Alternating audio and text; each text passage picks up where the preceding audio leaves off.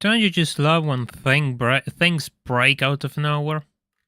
Hello everyone, hope all of you are having a good Sunday. We meet again to continue the Mazda RX-7 single playthrough. As you can see, the chat is a bit broken because there is a problem with OBS and, well, it is out of my control. I tried to fix it before the stream and no luck, so yeah, we'll have to cope with it for a couple of days, I guess.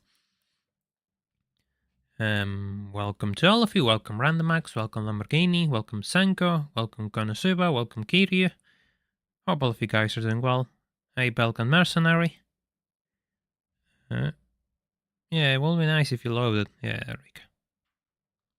There we go. Hey, Real Fan, welcome to the stream. Hope you're doing well. It will be nice if you load it so I can actually read. Looks kind of trash, but you know, it's just at least you all can read each other. Hey Jordan, welcome to the stream, I hope you're doing well. Yeah, so the CSS are broken on YouTube, so yeah. YouTube changed something and they stopped working, which is always great. So, let's see how our baby's doing. There it is in all of its red glory. In all of its red glory. There are a few races I want to do today, so the plan for today, I guess, is making sure that I can complete all the races required in order to finally give this thing to evolve. But before it evolves, we shall complete a couple of other things. And among the couple of other things that we have to complete are these races. Tuna Turbo Cup, GT300 Championship. I think these two can be done without racing mod. Hey Gaman, hey Lamborghini. Hope you guys are doing well. Ah yes, I have normal tires. I have stage 2, so let's just knock it back to stage 1 for this. See if it's possible. And are you going to cover TXR3 and TXR Drift 2? I'm thinking about it. But I don't know, I have to get used to TXR Drift 2. I never really get used to that game, so I always have a bit of an issue with it. Let me check if everything's good. Yeah, I'm not having any weird issues, so it should be good. I don't know why, but lately I'm having an issue where emulators crash at boot up, and then they just go just fine. And I cannot really understand what's causing that. Last time I had a bit of a issue with that was caused by drivers, and it made my PC go insane. And then I updated the drivers and everything was cool, so I don't really know.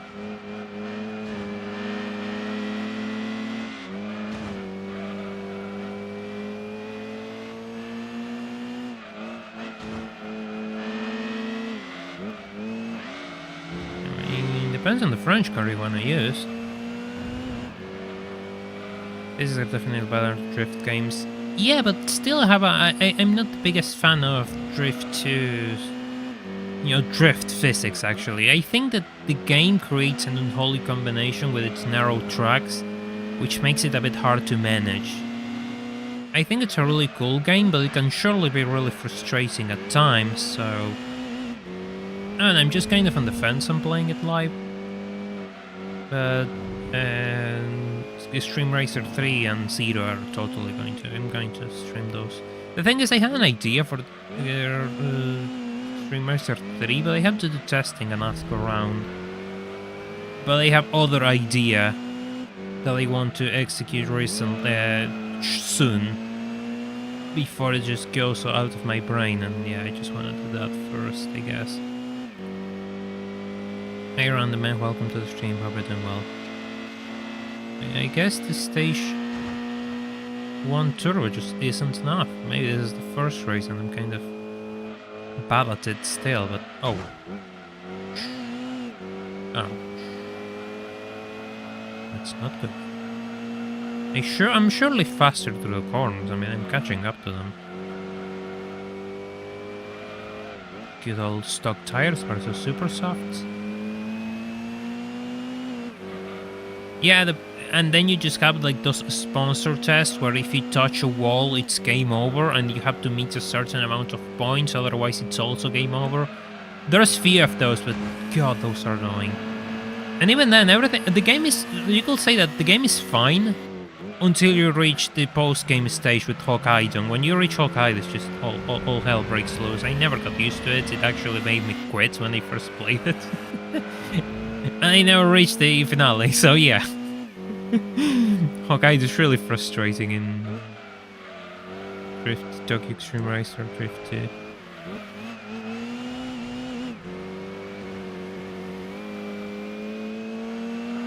Maybe if I do another lap. They seem to be struggling on handling-wise.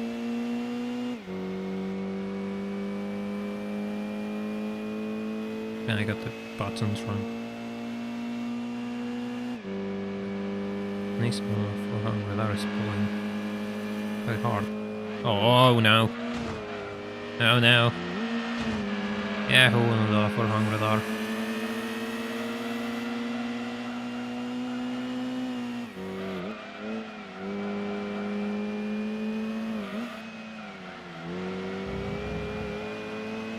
Tomorrow there shall be a new video released. I just need to make the thumbnail, which is pretty important because I want to make a good thumbnail, and yeah, it's taking me a bit, but the video was released on Patreon yesterday.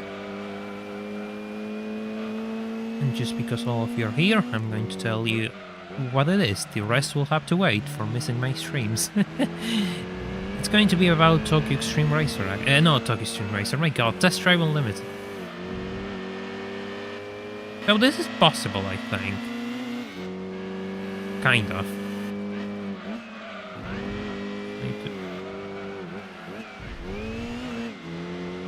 Get good, I guess.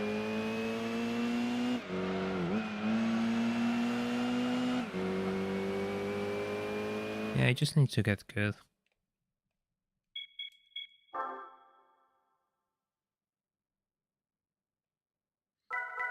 Kagi stage is pretty early. You'll find those CAT sponsors that I'm referring to soon enough.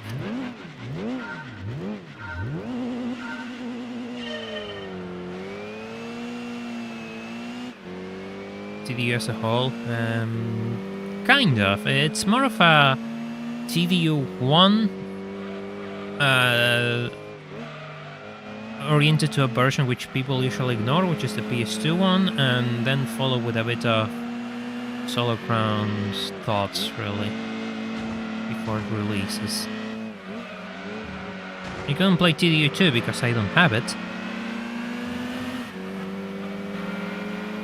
And, well, it seems to be pretty hard to make it run on PC, so that's not gonna happen anytime soon, I guess. I mean, if you have a good PC, yeah, you should.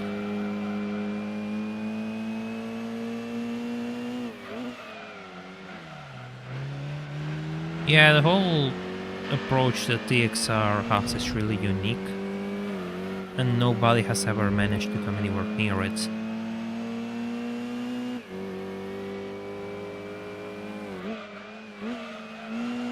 Which is interesting why nobody has ever tried, though. It's just... In the same way, I also got stuck thinking about that skyline pulling away from me. That's kind of what I thought when I was making the TDU video, that I found it curious that other developers didn't copy some of TDU's good ideas. Hey, thank you for the push. Will he actually push me? Oh no. Oh no. OBS update. No, OBS didn't update. That's the problem. YouTube changed something and OBS just kind of didn't counteract it. They just didn't make the update to make chats reading the CSS again, and they're broken. I tried a few things, and yeah, it doesn't work. And I'm not going to download a random exe to solve the chat. I'm sorry, but I'm really paranoid about those things, and I know so it didn't sit right with me. Sorry if the people who are making it have their best intentions at heart. No disrespect, but you know, I'm just a bit paranoid. So the chat's going to stay like that until it's fixed. Is it possible to emulate GT4 on a phone? I mean, I don't know. Depends on the phone. And personally, I just don't play games in phones. I think it's a bad idea. Oh. Yeah, getting information on TXR games is kind of tough.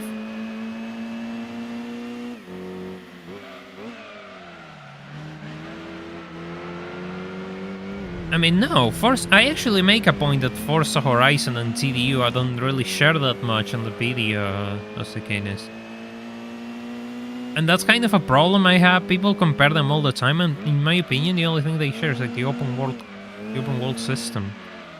Their approaches are completely different. Everything is different.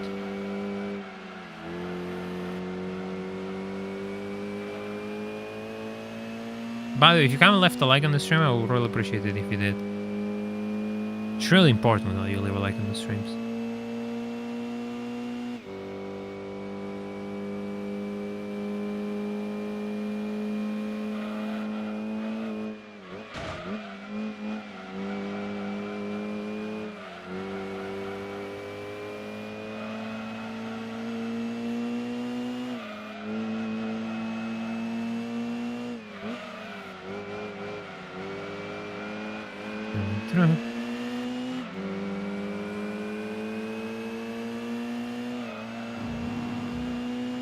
Yeah, that's exactly my point. But at the same time, the problem with the PC port being aimless is the fact that most of the content is missing, and second, the PS2 has better races. So while there's less content on PS2, the racing is better structured, really. So yeah, it is a valid criticism. I feel like a lot of people just say, oh, but it's not supposed to have a goal as a cover for mediocre racing and mediocre activities as a whole, and that's not clever. That's not fair either. There's nothing wrong with having bad activities, but if those bad activities are the core of your gameplay, then yeah, they're going to stick out. And I think that saying, oh well, covering your flaws as an advantage is kind of a weak argument, really. It is flawed, and that's fine. There's nothing wrong with it. But it is flawed. It could have been done better.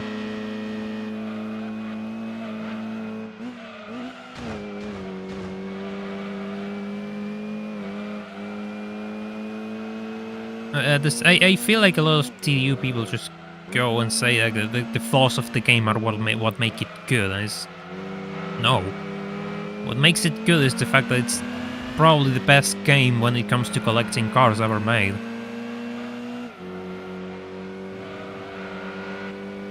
And nobody realized that, yeah, building your cars is actually a really fun thing to do, and more games should do it.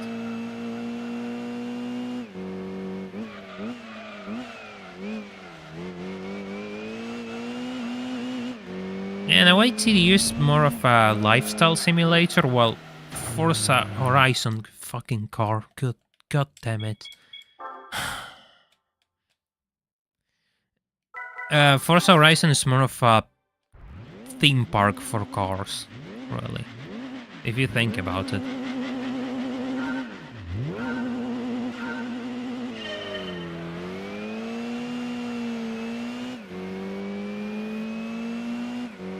Kind of wanted to make a point about the Horizon 5 being cringe-inducing and being complete garbage when it comes to, with all those NPCs constantly talking about family, because oh, we're in Mexico, we have to talk about family, and it's just so blinded, but I didn't in the end.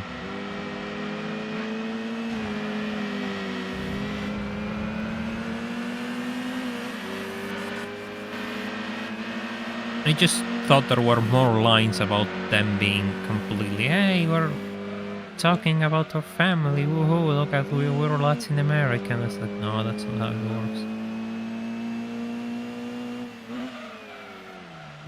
Something that I do find completely cringe is the fact that they mix Spanish words and English words, and when people do this, just, God, why?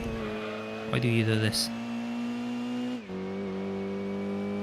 I think Importuner Challenge was published by Ubisoft, but it was developed by Genki. It was the last proper TXR-esque game that they made before, you know, shutting down. Papa Fernando used to run. Nobody cares about your grandfather and his shit Volkswagen. You could have picked a better car. No. Whoa, you're kind of quick, aren't you? You couldn't have picked a better car for me to get engaged. No, it has to be a Volkswagen Beetle of all things. Somehow I sank 400 hours into Horizon 5 across the years. Why? Because I just played games and did nothing, waiting for the ideas to come to say, like, are you finally going to make this YouTube channel or not? So yeah, Horizon game was my hiding game, quotation marks, for a long time actually. So I sank a lot of hours into it. I wish I could get those hours back though.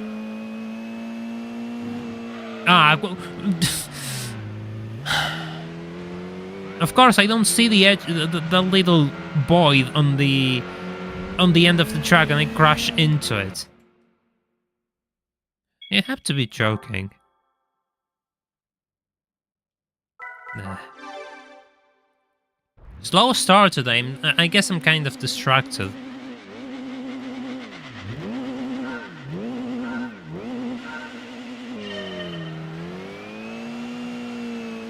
Yeah, personally for me it was really frustrating that, yeah, it just wasn't fun for me.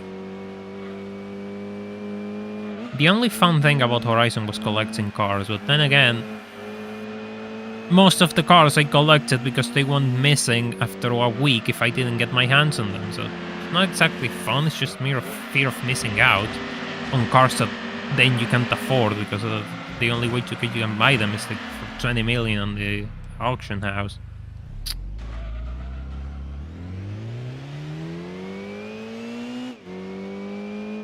Oh, God damn it. I'm starting to run out of patience with this race.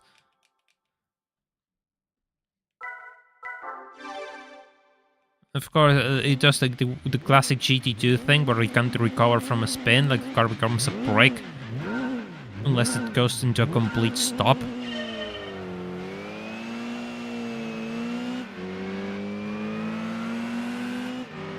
You know what, I'm not going to bother with the loading screen again. It's not a car problem, so yeah, I know this is possible with this car, it's just me being kind of not used to it.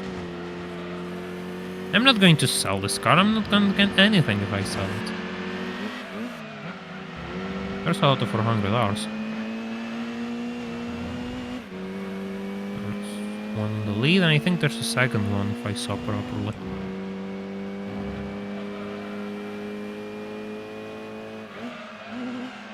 Let me tell you, it looks pretty good with the white stripe. And I just like R33s.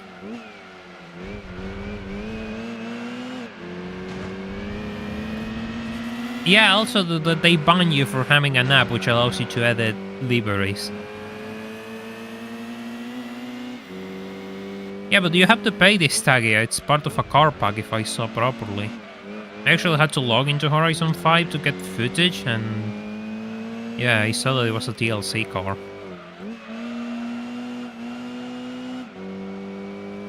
If you're gonna have cars which go missing after a week and you also want me to pay for more cars, it's just... no, I don't like it.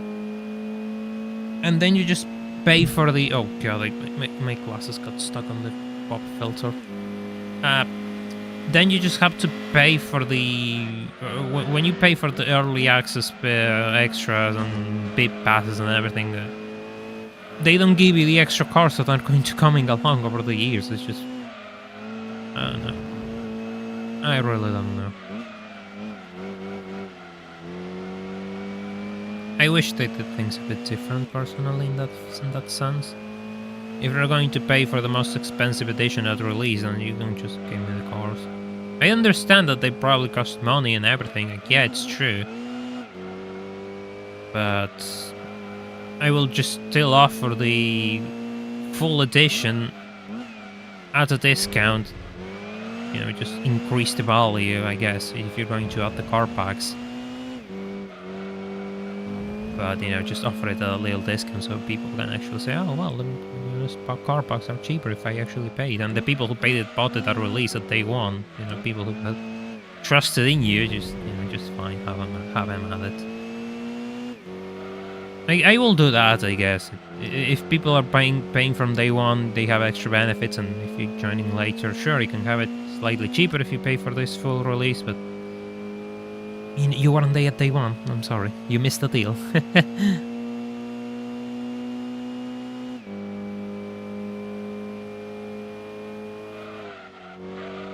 Yeah, but the thing is, I really wonder if children are actually that interested in cars. Least favorite GT track. Oh god, now I have to make my track list, tier list now. Is that what this is going to become? I don't know. It's not just a matter of having a least favorite track. For me, the whole least favorite track is a situational question. Because if you throw me in, say, Tsukuba with a 900 horsepower Group C car, I'm not going to enjoy it. In the same way that if you throw me into Lesar with a 30 horsepower Fiat Panda, oh, you absolute trash can of a car. It was the final lap. Oh god, really? Really, you just do this to me? Car completely breaks traction out of nowhere.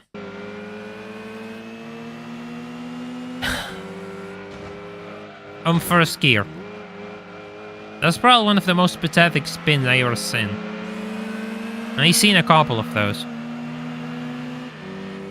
Worst track on GT for me. I guess I'll just go with original tracks because it makes more sense.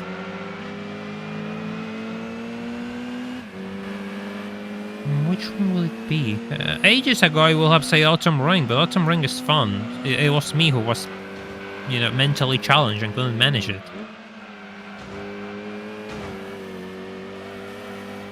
Seoul Central from GT4. Oh, he crashed into the wall. Seoul Central from GT4 is probably one of the worst tracks I've ever seen.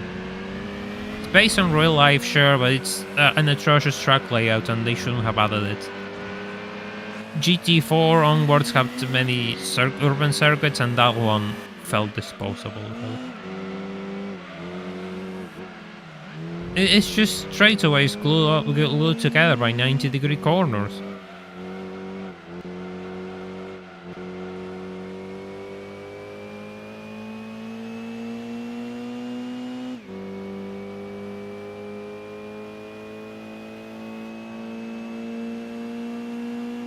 Gonna crash into me?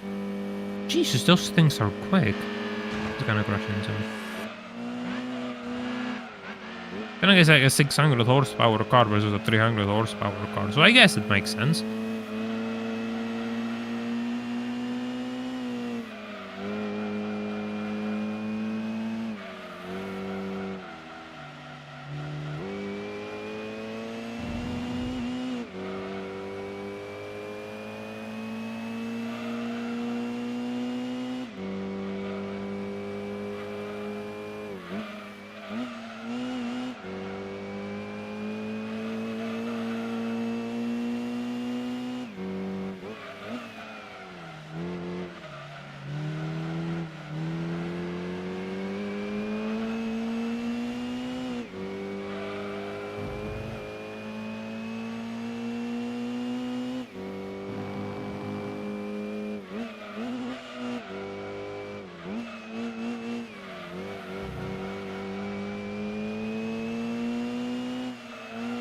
Don't hit the wall. Yeah, no. I don't have to hit the wall and I don't have to go down to first gear. Otherwise, I'll be fine. Just, I haven't driven this thing for a long time, really. I haven't seen anything from Rockfest, to be honest. I just know it by name. God!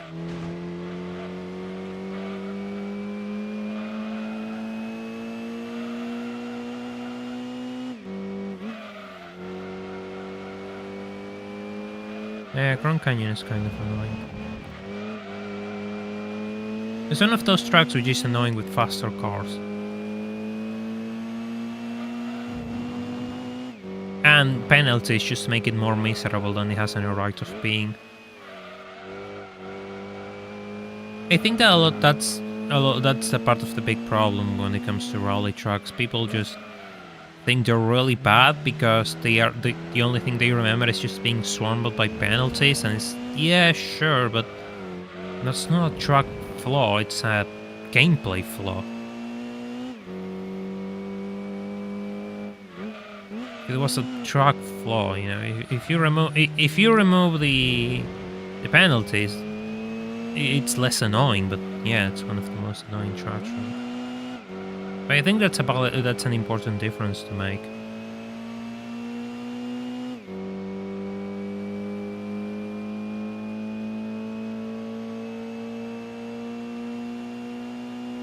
Motegi has a lot of versions. Which Motegi version? I need details.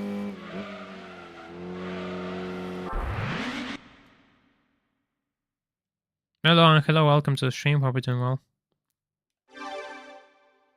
Oh yeah, talking about different things. This is probably the craziest week that we had in my country in a while, and that's saying something. What did I get? Hey! Drag car, which I can't use.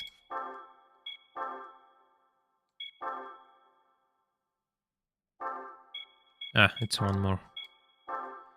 Okay, this is gonna be the tough one.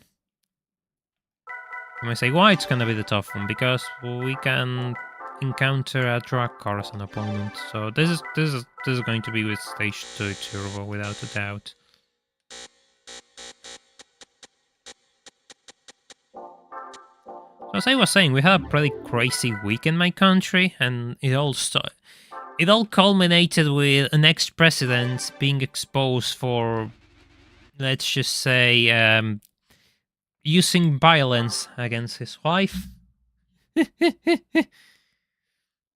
And yeah, that was pretty crazy. And on Friday we had a plane crash, which made things even crazier. Actually, it was an attempt at crashing into a building actually, and it failed, thank God. And we had the videos of the plane crash flooding the internet. Are you going to make it a race car anytime soon? For now, you have a couple of races more. But that drag car is delivering me. Holy, he's gone. He's completely gone. I actually posted the plane crashes on my Discord server. The link is in the description.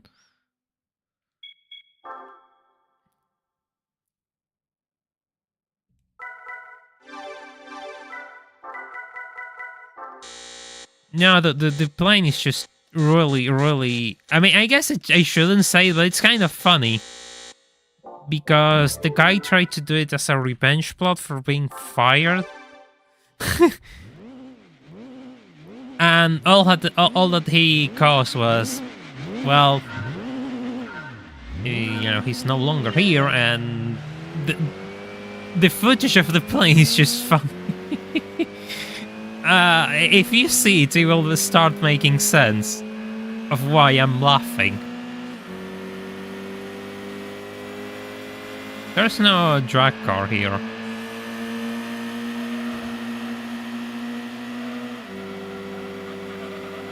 Why did it get fired? I don't know. I didn't find that information. I didn't care that much. I just wanted the context of why that plane crashed, and that's what I found. And the context is, yeah, the guy just... and the place was like a plant where they store natural gas, so... it could have been a disaster if he actually succeeded, but he didn't.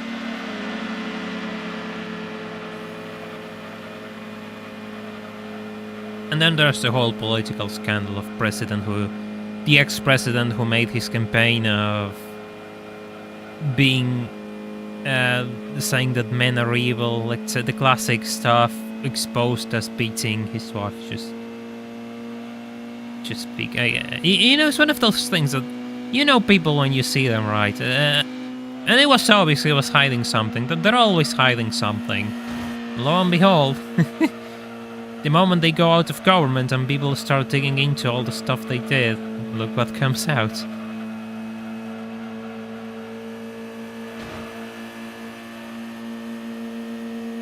That's a pretty quick Evo.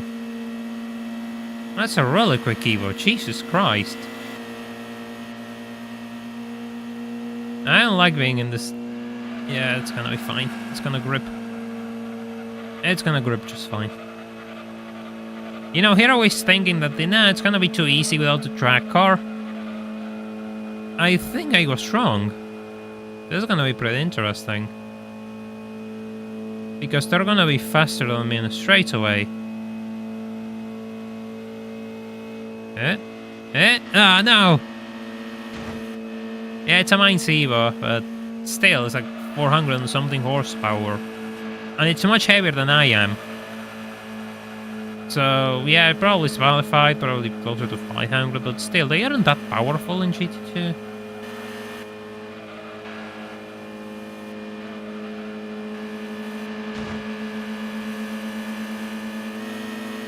Meanwhile, the RX-7 shall be clocking at 350, 360 horsepower. I did a sub 1 minute lap with this thing. That he was mine. I guess, yeah. Yeah, I'm surprised nobody did that sort of pump before, but here we are.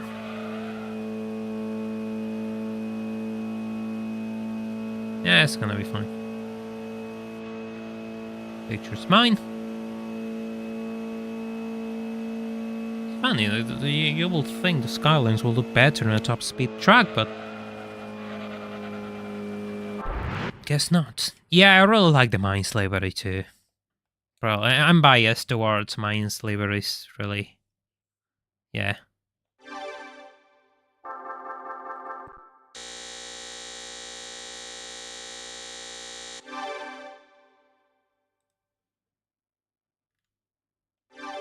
What did I just trigger the continue? This is our Evo. No. We don't do things that way in this channel. If you want your Evo, you should buy one.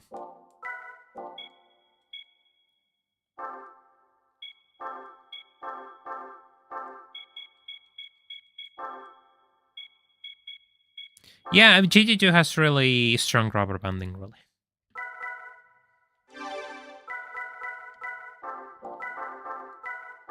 There's an actual circuit, so we're not gonna use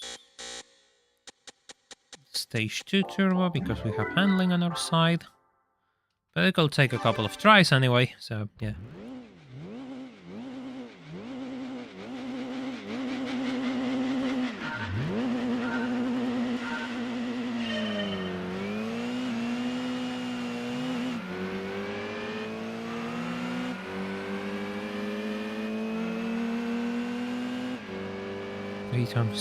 Yeah, you know, if I could actually bring my GT garages to life, most of my life problems will be solved.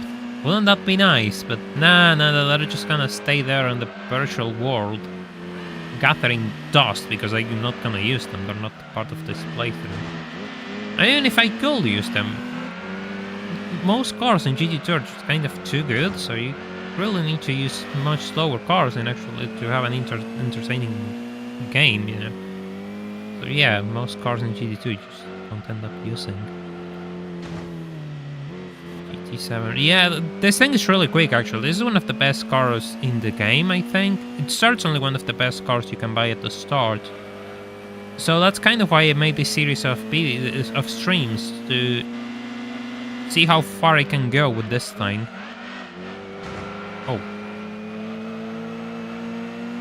actually made a video of a list of cars which could actually complete the game being your first car, and that's what this idea started. This is kind of the bonus car that I threw in, but it's the best one, so yeah. It deserves to be featured on its own series of streams. GT has a wide array of the Nissan Skylines. Yeah, don't you tell me. GT4 Randomizer might as well be renamed to Skyline Collection. Skyline Collectathon. Yeah, sure, let's go back here. Showing everything in this car. It should be good enough.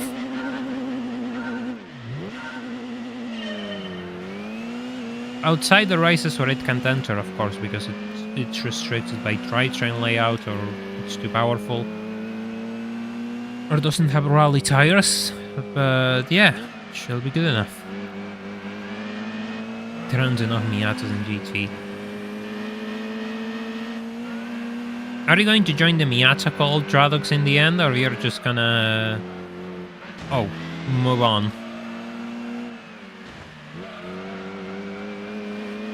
Nothing beats that sunset. Yeah, I don't really understand why they just didn't keep Deep Forest in Sunset.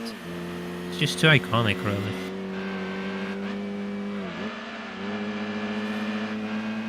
And they will have looked stunning on GT3 and 4 and onwards. Ah well. The cars I want to see... Yeah, the car that I want to see make a return to GT, I guess, will be the Mazda Cosmos. Especially the one with the 20B engine. Given... Especially in GT7, now that they model interiors, that car had an absolutely stunning interior, and it deserves to be brought back in high quality. Then again, it's not like I just have the resources to play GT7, but still, I would like to see it happen. Good enough? Yeah, good enough. No, no, no, no! God damn it. Well, back to square one, I guess.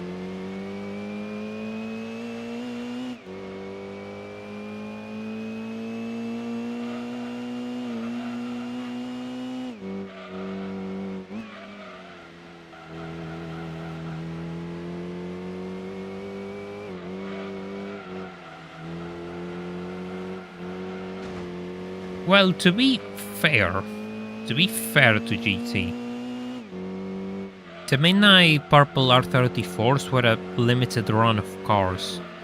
It wasn't a color that was... You could just go and they say, oh, I want a Midnight Purple R34. No, it was a limited run of cars.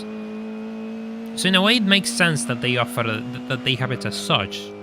The problem is, why do you give this preferential treatment to one brand when your game is supposed to be about all sorts of cars, and then you give me, I don't know, just 10 BMWs, 5 roofs and things like that? If you're gonna take that meticulous approach, you have to do it with everyone. And that's the problem. You can't do that. That's not realistic. That's not realistic to demand. It's just not possible. So yeah.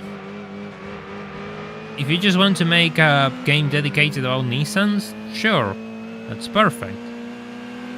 But as a whole, if you're gonna give me 100 Nissans in a racing game and treat every single brand differently, it just feels a bit weird. Kinda feels weird. It would be like just making really detailed models of one brand and the other one, just give it PSX models, sure, low poly ones.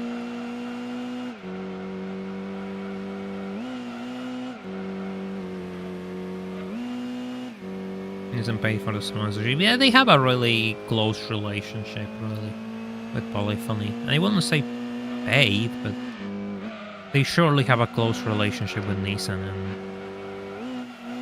it's a win-win for...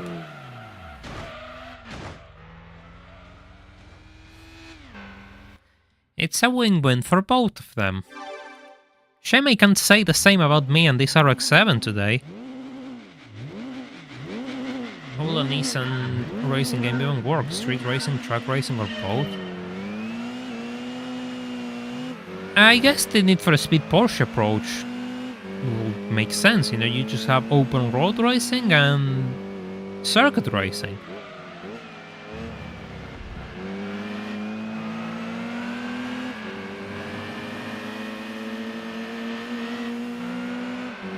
I don't know what I touched something and it just made the suspension go crazy. Oh my god. Oh my god. Again.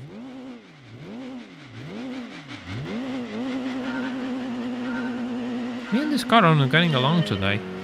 Which is a shame, last stream we really got along. Beating those Infinity, no, Venturi, what the hell I'm talking about.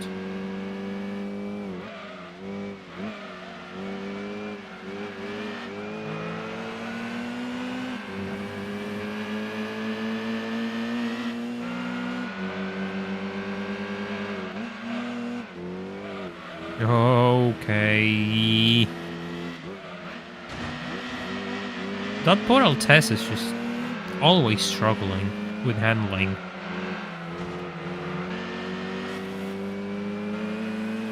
He was even struggling on special stage 5, which is not exactly the worst handling track in the world.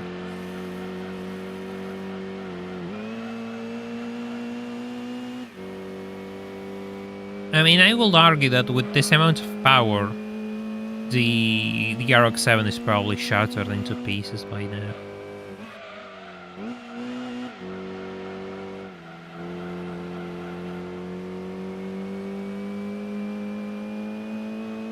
Yeah, personally, I think if you just want to make a game dedicated to a car brand, the blueprint is already there. It's Porsche Unleashed.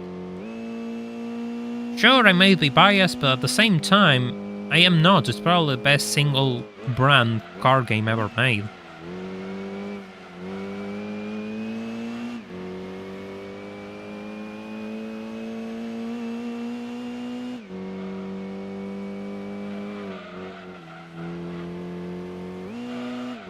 If the idea is already made, then why not take it and just improve on it rather than try to reinvent the wheel? Sometimes you don't have to do that. The idea is already there, you just need to repackage it.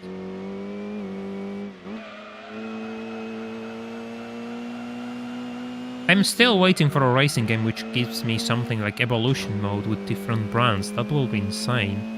Imagine you start, say, in the early 50s and work your way up until the present day. Have different classes of cars, see them change. Well, it will be better if I talk properly. So on and so forth. It will be really fun.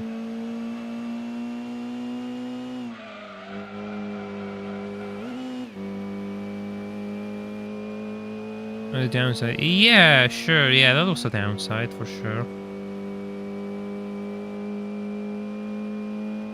And the fact that it's kind of a nightmare to play on modern hardware.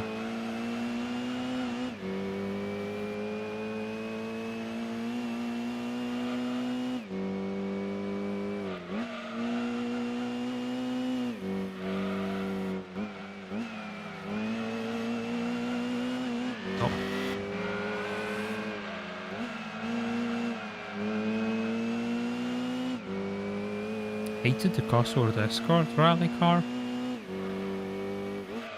Wow. Okay, I mean, that's fair, but I think it's a pretty cool rally car. Even if it didn't really achieve anything of note. Still haven't checked if mine runs again. I haven't checked mine in a while. The last time I played Need for Speed Porsche was to record that video that I made. Which will probably have another thumbnail. Like everything on my channel. Yes? Yes? No! No! Ah!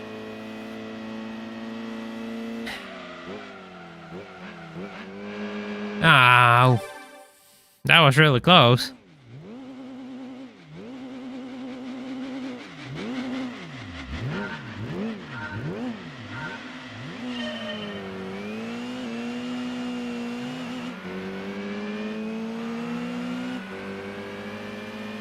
Unlucky.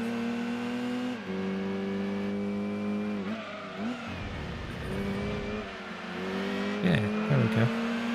By the way, if you haven't left a like on the stream, I would really appreciate it if you did, so we can get this channel to more people.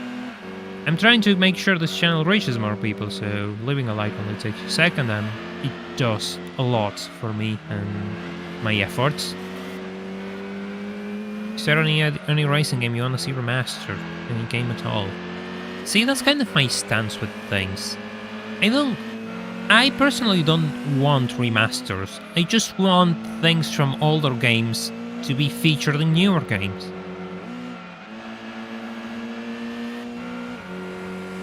That's kind of my approach to it. Just because I suppose my mentality is, sure, improvements are good, but if something was good, say, 20 years ago and people are demanding that thing to come back, well, why not give them that thing that they want so much? Oh, come on! It's like playing a lottery. Hey Sniper, welcome to the stream, hope you're doing well. Oh well, you probably got a gifted membership, which sometimes my viewers gift memberships. And the person who gifts the most memberships at the end of each month gets the title of the Godfather. Because our YouTube members are called the Con family.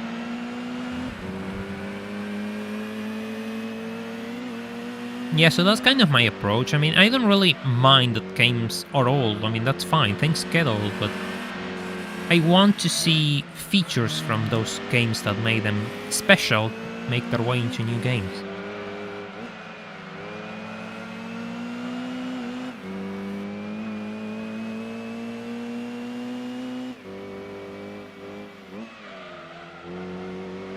The setup is fine. I always have to say the same. I'm not going to change setups because the setup is fine. Doesn't need that. It's just the way the game works.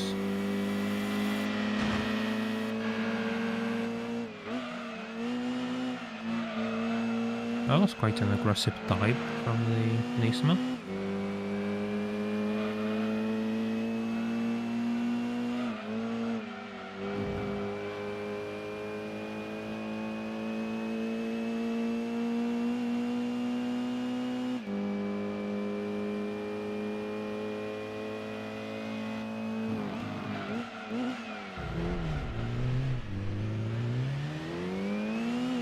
My god. So I can touch that curb then. I can touch any curbs at all because they probably have bumps and the car just goes crazy.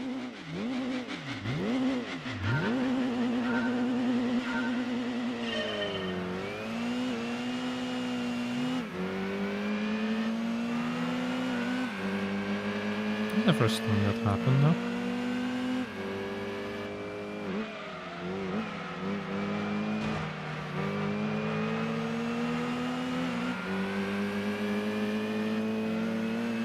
These are speed games that need a sequel, oh god.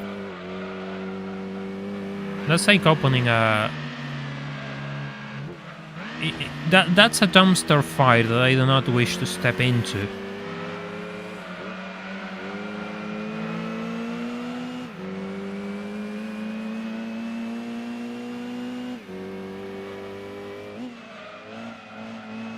Personally, I think that Need for Speed is fine the way it has been doing things, and the whole X needs a sequel. It's just, well, yeah, no, I just don't really like the mentality. I don't know. The car's fine. The problem is that the way you actually make suspension setups to go faster in GT2, it doesn't get along with bumps. So you just need to get used to it.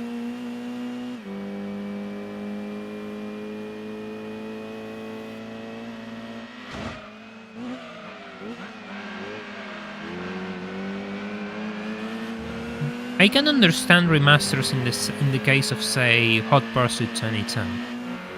Because Hot Pursuit 2010 the remaster allowed it to be played on multiple platforms online, which is a really nice feature in my opinion. I mean, and I guess improved graphics, I guess, but yeah, that one makes sense. If you just want to make a game playable again, see, that's kind of what happens. You just get stuck in bumps. Better gear ratio will help. I mean,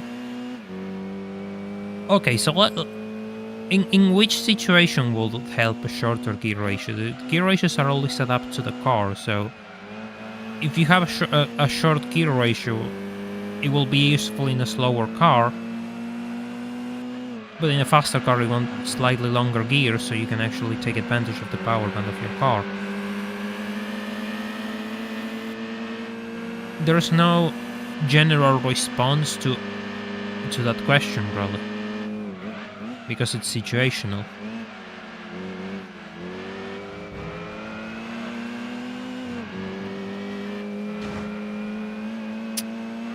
Damn it.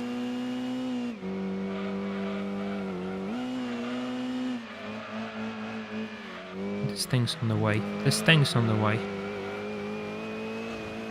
Yeah, Hot Pursuit 2010 for me is probably the modern Need for Speed title.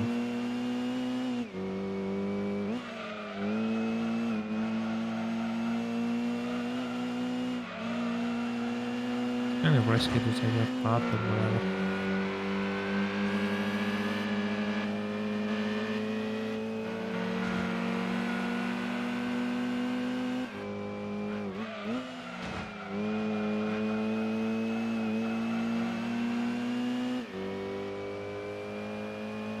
I'm not going to catch up to that thing.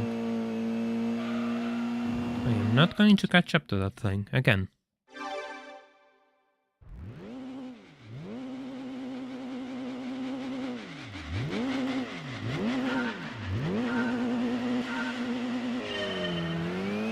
No, fully customizable upgrades are vital to make a car drive properly. You should always go for those. You just need to learn how to set them up, and there are resources to learn how to set them up, so not going for them is actually a really big mistake.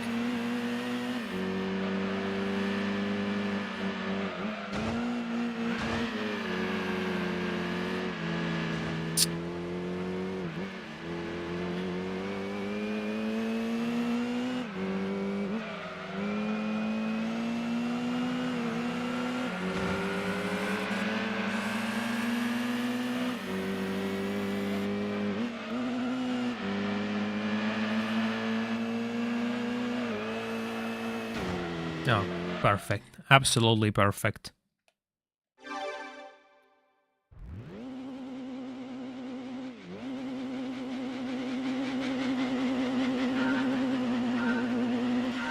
No, there were a lot of good Need for Speed games. Just because some titles were bad, let's not go down that road of saying that all were bad. No.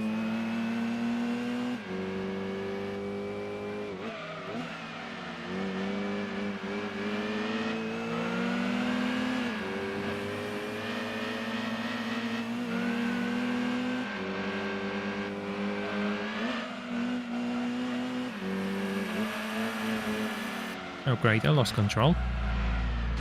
Perfect, I lost control. There's no way I can recover the car.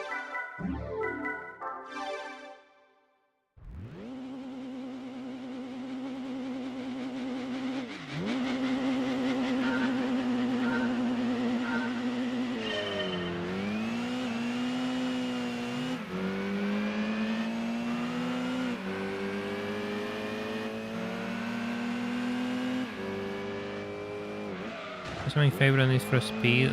Probably Porsche Unleashed.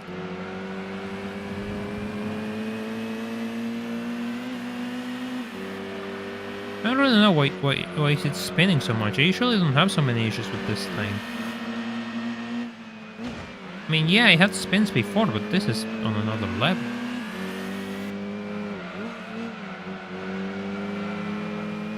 I need to play Most Wanted 2012 one day. All I remember were like the trippy blacklist introductions.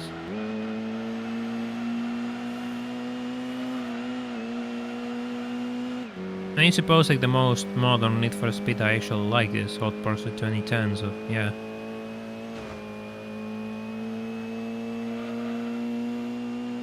I'll probably feel at home with the car roster of 2012.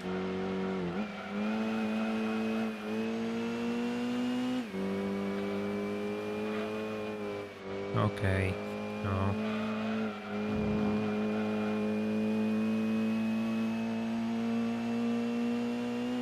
As a funny note, did you know that the franchise Test Drive and the franchise Need for Speed are actually connected? Because the studio which developed the first Test Drive titles then became EA Canada, and EA Canada developed the first Need for Speed titles.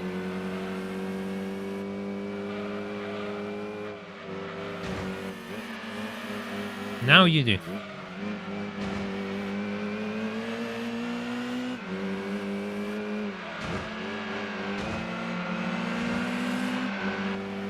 Yeah, but when the first Need for Speed came out in 94, 95 I think it was pretty unique for its time.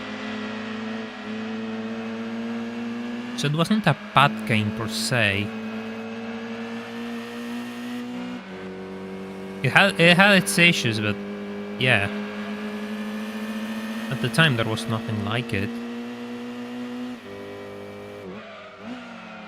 And it's kind of an evolution of the concept I just like to call joyride simulators. You know, those games where there's nothing special, but you just take the car, go into a pretty place and just drive.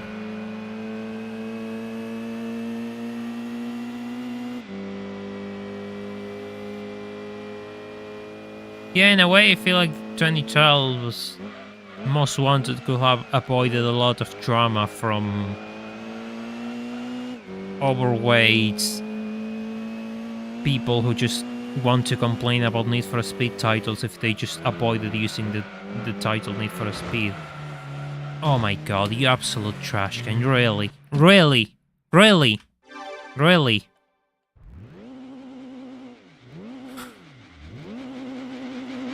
This car is testing my patience today. It's really testing my patience today.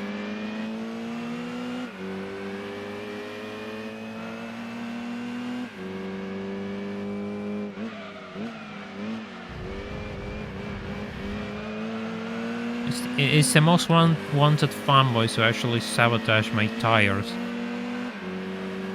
Because they know I don't like them. Oh god, I'm gonna crash into those two.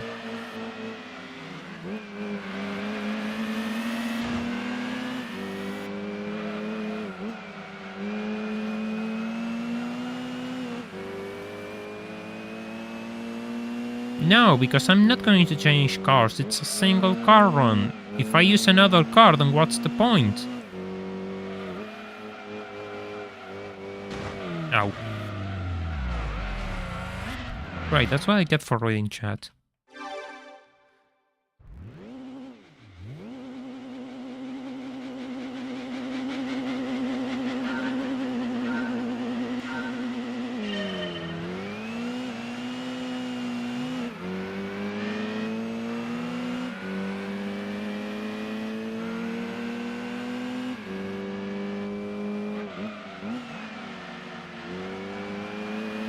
You're all gonna find this funny, but I think the only time that I think I can count the times I actually consumed Heinz products with my hands, because they just don't really exist here. I mean, you can find Heinz mayonnaise, but that's kind of a recent thing. It started in the last couple of years. But outside that, they weren't that common.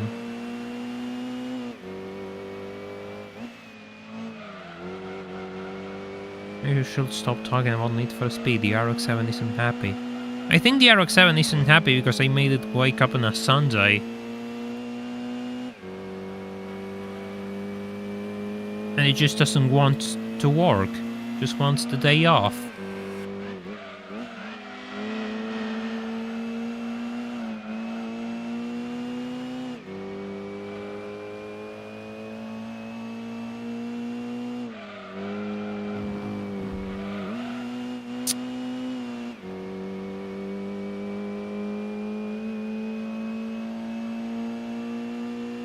really far away from those two.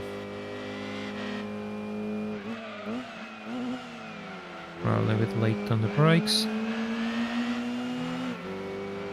But it had 6 days off already. It's old, it doesn't want to do things. He just wants to live off welfare.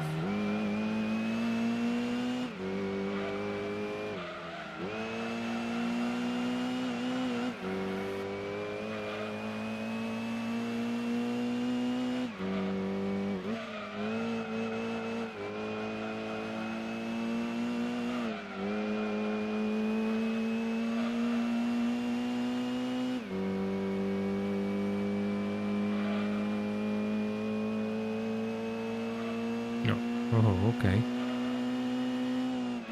I noticed your steering moving there.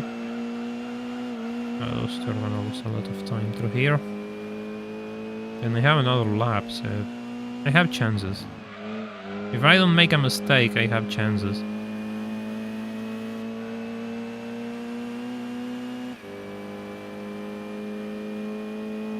Yeah, I have races to win, and I actually have to entertain people so I can actually keep doing this for a living. So I need the RX-7 to, get its act together and start bringing some wins. Because none of us are going to go anywhere if this continues. I'll have to shut down and send the RX-7 to the scrapyard. So it's not going to spend its life in a cozy garage, it's going to spend its life rotting away and being gutted apart by people who just bought the eternal project car and need parts for their RX-7, but they'll totally finish it, right? It's not a problem that it was sitting there for 10 years on their driveway, it will be finished next week. I can drive it whenever I want to.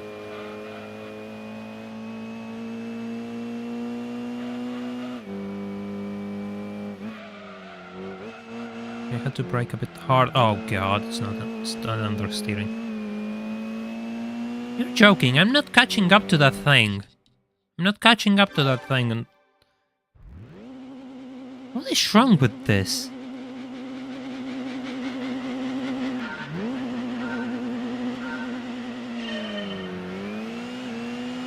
If this continues, the RX-7 is going to end up in the scrapyard.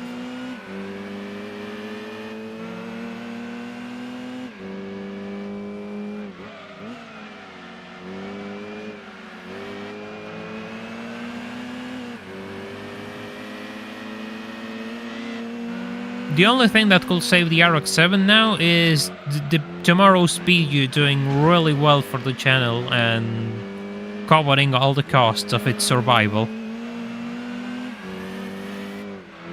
But knowing my luck, that probably won't happen.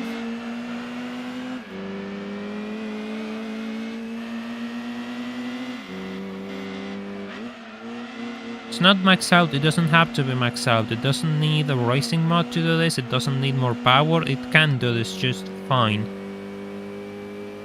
Just needs to be a bit more consistent through the circuit and not get caught on bombs and things like that, which made me lose control.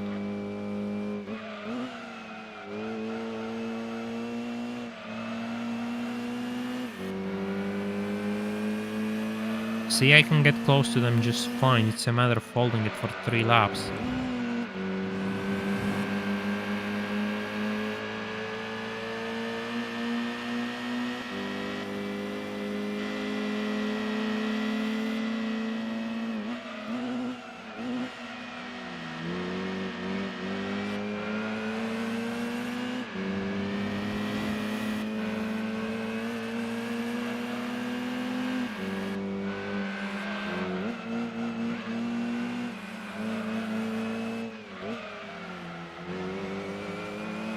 Mazda RX-7. There are rumors, constant rumors about a new rotary car. Honestly, I don't buy anything until I see it.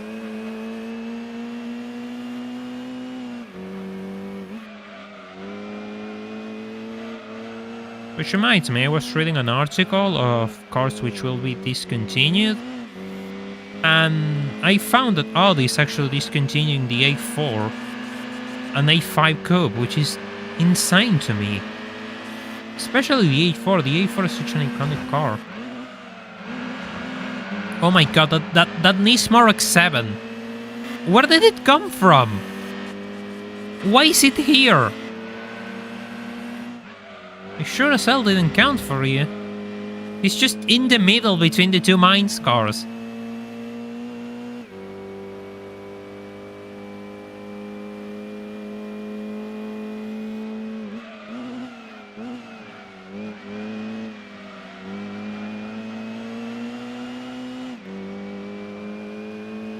Slow start ability. Seriously, who thought that the slow start was a good idea? I still find it so stupid and amusing that somebody thought, yeah, we should probably do this. My god. My god.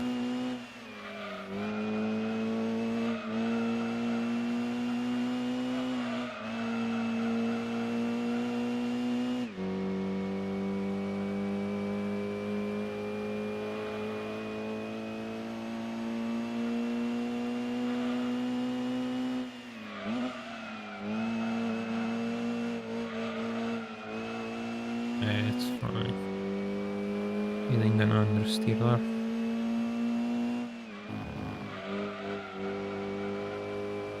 So it's scary touching the curb, but we're fine. New fastest lap? Hey, new fastest lap.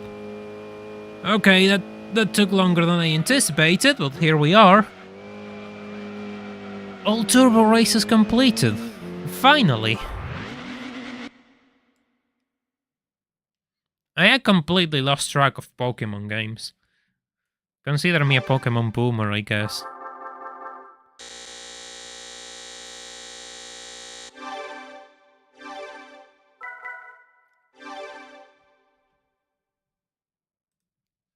By the way, there's 36 of us and only 16 likes, so y'all should leave a like on this video. And I will appreciate if you all help me out to bring this channel to more people, really, because we need that. Really, I got a duplicated price car. Same color. And of course it's the worst one. Man.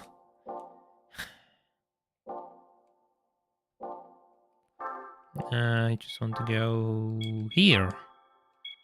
Okay, so the endurance races that I have left are all, yeah, race cars.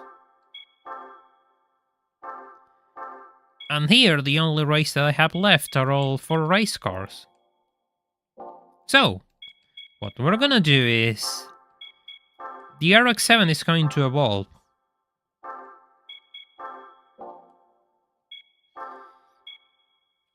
Oh no, oh look, your RX-7 is evolving. How do we call this RX-7 evolution? I don't know. I don't know. I do know that we're going to put proper rims on this thing. No. It's either this. But yeah, this. Oh, we're having a bit of wind today. It's a really good day outside, but we have a lot of wind. So we're going to take this to GT300 Championship.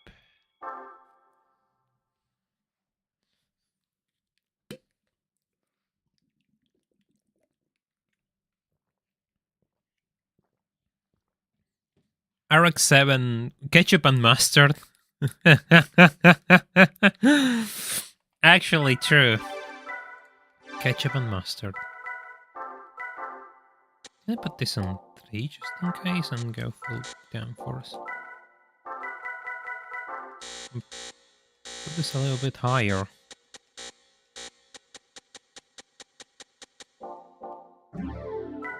I hope that I can do this with 300 horsepower.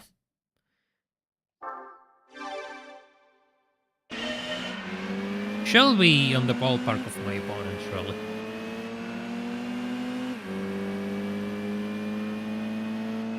Someone make a Heinz liver for this car.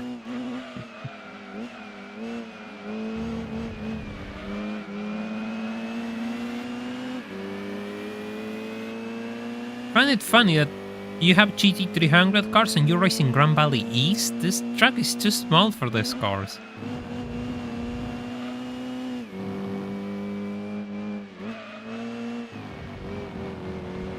Yeah, sure, the grass is helping me here. Double overtake. Sorry, Celica.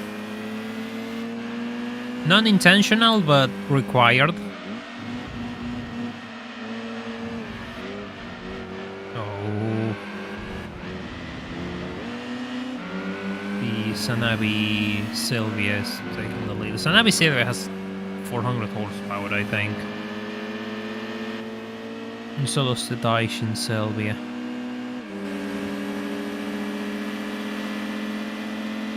So I'm not gonna beat them on straight line power. That's for sure.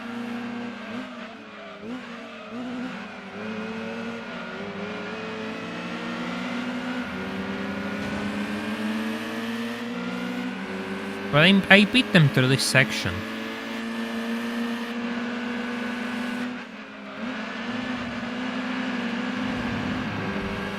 I think. God. Yeah, I gained like 6 tenths there. Which I lost because I understeered into the barrels. Perfect. So what I'm gonna do, I think, is just try to use that Celic as a tow. Oh my god, where are you going? Where are you going, Sylvia? You aren't going into the podium, that's for sure. Never mind, I'm actually slower than the Wheat Celica, which is one of the slowest cars in the entire grid. Jesus Christ. Surely go fast.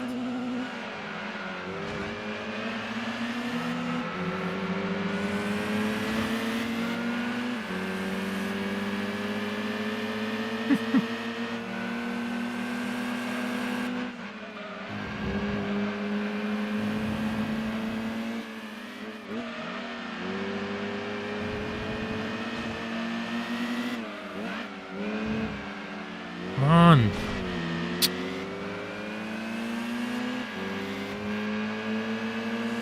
So annoying that I just run out of grip exactly in that corner. But I can actually make an advantage and gain time. Yeah, I'm just doing whatever. I'm just doing whatever. I'm still slow, so I'm just gonna...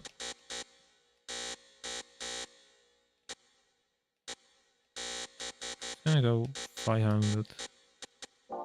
Kind of close to top speed anyway. Everything's done. Yeah. Let's try this again. I need to remember that I just have to upshift instantly the moment the race starts.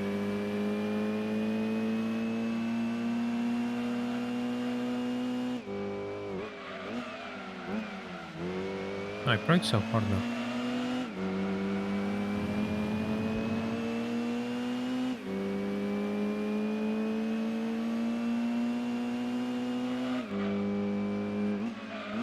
Ice type Pokemon cannot be interested with a fire type Pokemon because the ice type will melt. Pokemon egg groups are a really bizarre thing to look into. That's all I will say.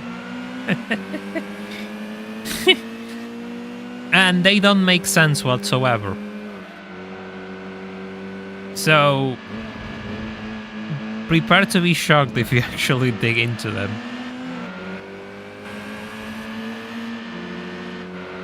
I have tried this CTR in GT2 and I actually beat in GT World Championship with it, GT World League, however it's called in this game.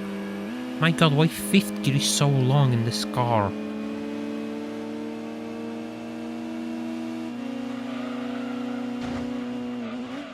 Uh-oh. Save me. Save me, MR2.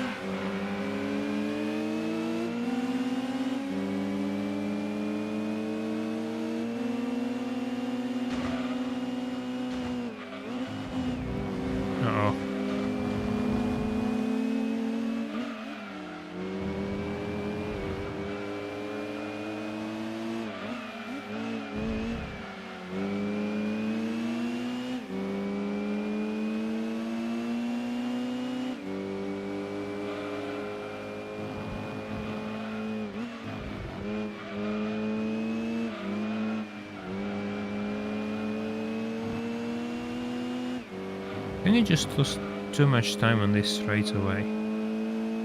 But I'm not sure if all circuits are like this, because I'm certainly competitive, they just beat me on acceleration and top speed. Even if the advantage they have is massive, yeah, that's what I get for trying to weave in and out of this course. Deserved. Absolutely deserved.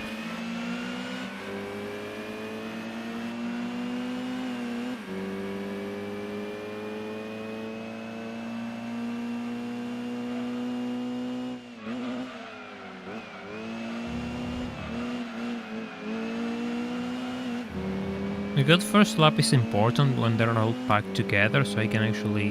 But I can make my way into first place, from what I've seen.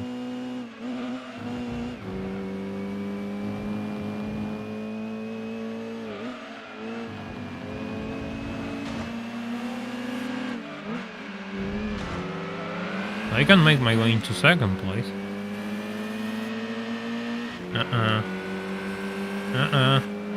You're not getting past me.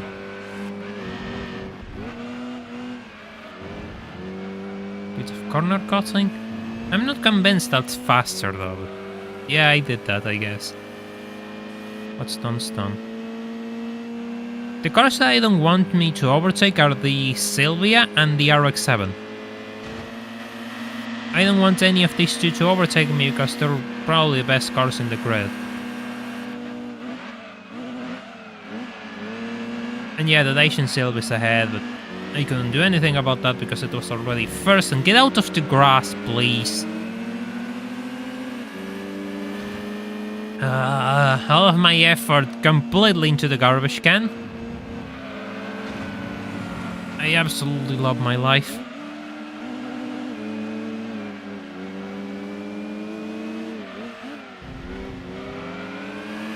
Hold on. I lost out to the RX-7, sadly.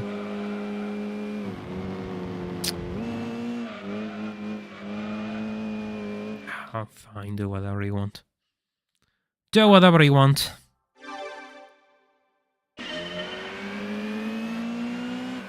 It's like a quick time event that you just have to mash the upshift button. Because the game just throws you into the race without a warning, the jump scare starts.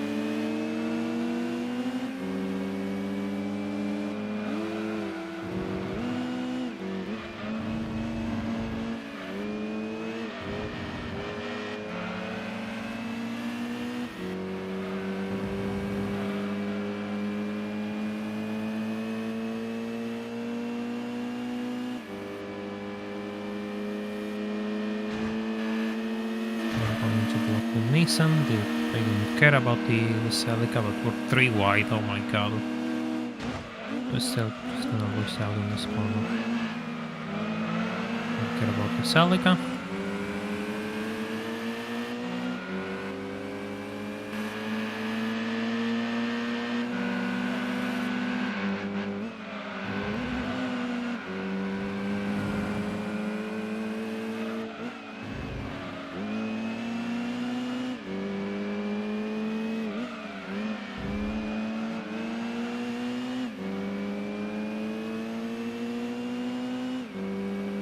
I actually didn't look at the track listing and I don't remember it.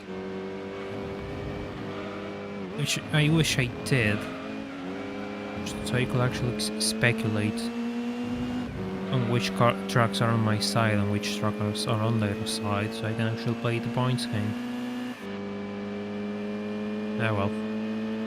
It's too late for that now.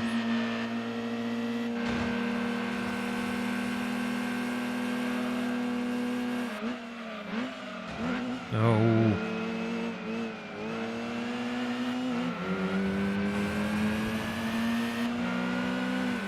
Get out of here, Sylvia.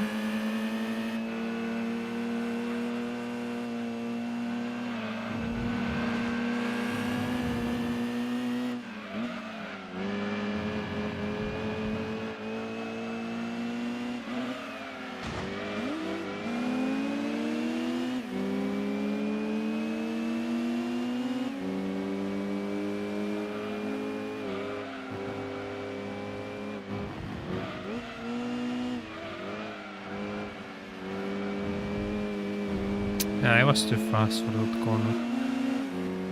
Kind of unfortunate. The Sylvia's gonna come. Care that much either. The thing is, I could probably get into a podium finish, but the thing is, they're gonna beat me in the straightaway. Which is a problem. It's a pretty big problem actually, because it means that it could go from 3rd to 5th in a heartbeat. 3rd is fine, 5th I don't know. Too many lost points. What are those two doing? I don't know what they are doing, but the thing is I just... Yeah. I gain a lot of time on that section. Which is a shame, because then they just completely come flying at the... on the straightaway.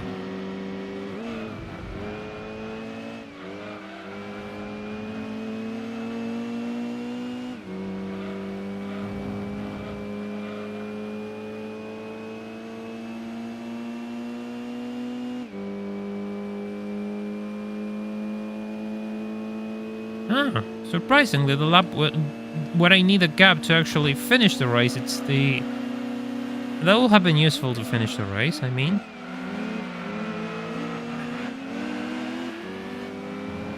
Yeah, made the turn just fine, I guess.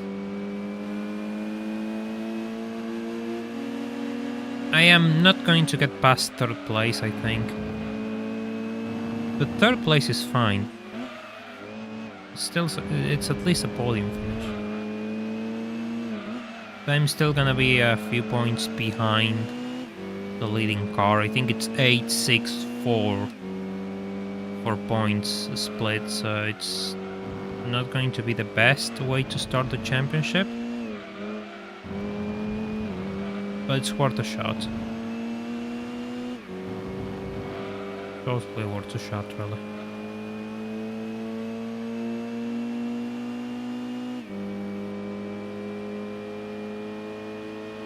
There. That was my fastest lap, by the way. 2:04. 8:64. Yeah, it's kind of punishing, really. First place is a massive advantage on points. By the way, I hope that you all have left a like on the stream and this in the meantime. There's 22 now, which is better than the previous time, but we still need to get up to those 30-something.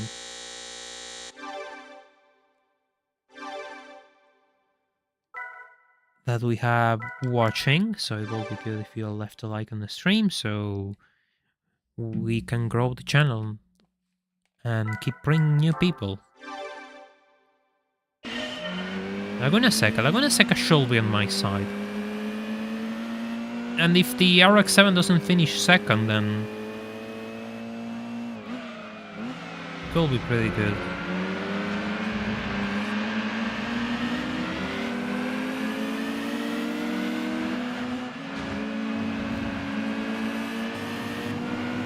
Everybody fighting for first place.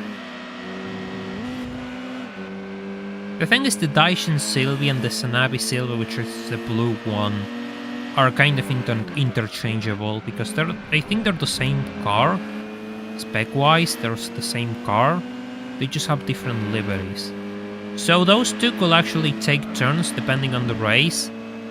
And yeah, I don't think so, because his Daishin Sylvia completely fell out already, and the Sanabi's there, so I spoke too soon, but still, the point still remains. Those two are fighting now, so we'll see what happens. Yeah, I have 300 horsepower, they have 400. So Yeah, this car is a bit at a disadvantage, really, so using this thing is not exactly the easiest, but still, it is competitive. Adding a Stage 2 turbo, I'm giving it more power, will turn this into a cruise, really. And we don't do things that way in this channel. I actually like to set up little challenges, I guess. For the lucky people who actually get to watch them.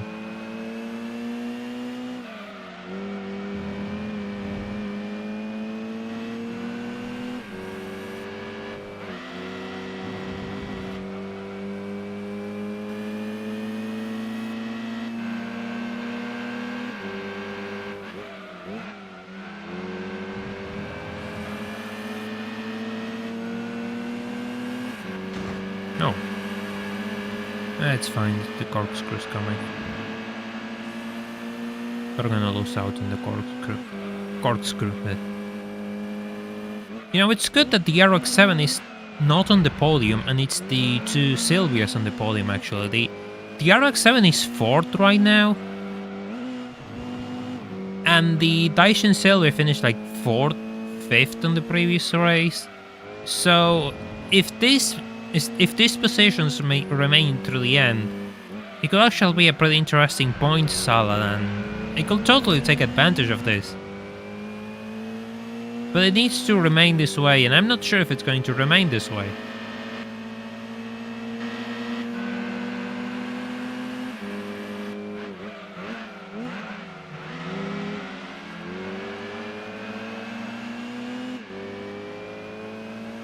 You will like to remember the following tracks too, I mean. If there's a race on Midfield Raceway, which I think there is, I could be in trouble because I don't have the base for that. And I don't know how many losses I can take, really, after a 3rd place on the first race. Yeah, no, this is before Laguna Seca was owned by Mazda. How are you going, S15? Oh god. Whoa. This isn't good, actually. We all got stuck together, and the Sanabi just managed to dive in and take 2nd place.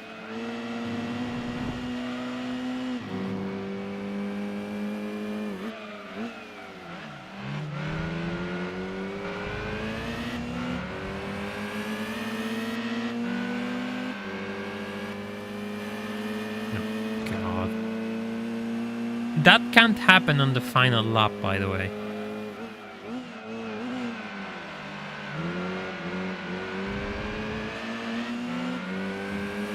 PT300 HP.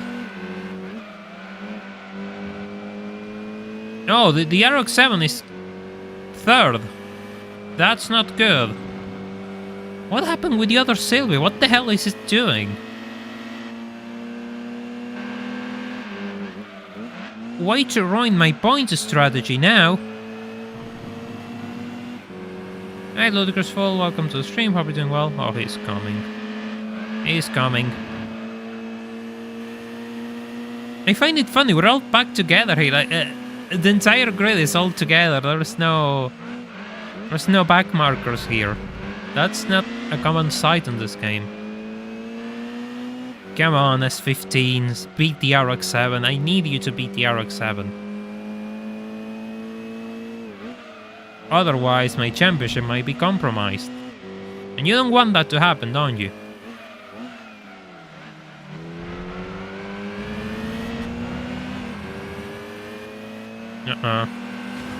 I left the door right open for this thing.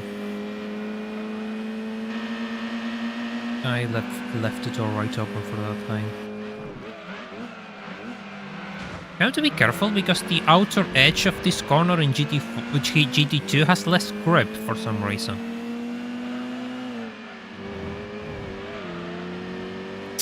Damn. Damn. No.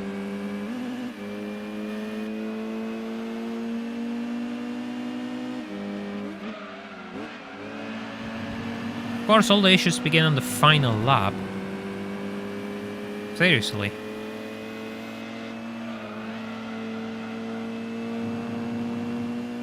Well then, this is the last time I'm gonna have a chance to overtake him. Apologies. Ah, damn. Okay, it's fine. It's possible. So this is possible. I missed the shift. I don't really like how the rev limiter works in this car. It's kind of confusing because it goes a bit past 7k,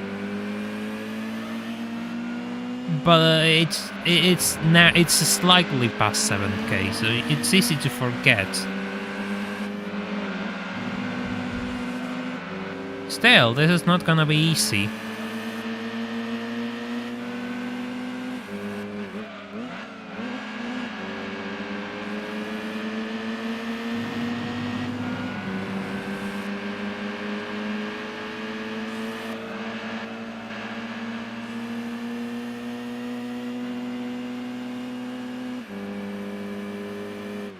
But yeah, I can actually win this race just fine.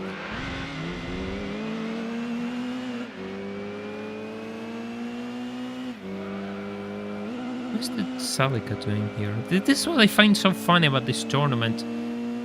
Cars are interchangeable at times. Like, you can find cars in all sorts of positions. Well, it's a really balanced tournament, which you don't really see in this game. So I guess that's what makes it fun for our challenge runs. I forgot how balanced it was.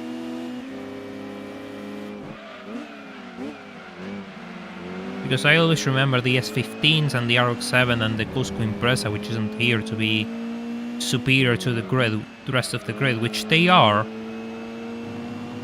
But they seem to be more balanced than I assumed. By the way, if you haven't left a like on the stream, it's really important that you do, so we can bring this channel to more people and get more people to witness pure driving skill and incompetence put together. Seriously, how many channels actually try to do this?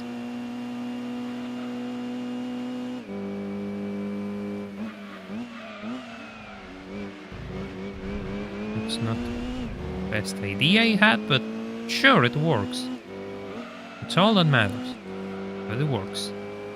My god, if this placement actually goes through, the Celica being third, that will be even better for my championship fight.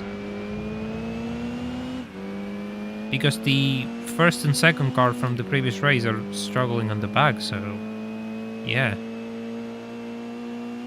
My lap times are being slower than the previous race, aren't they?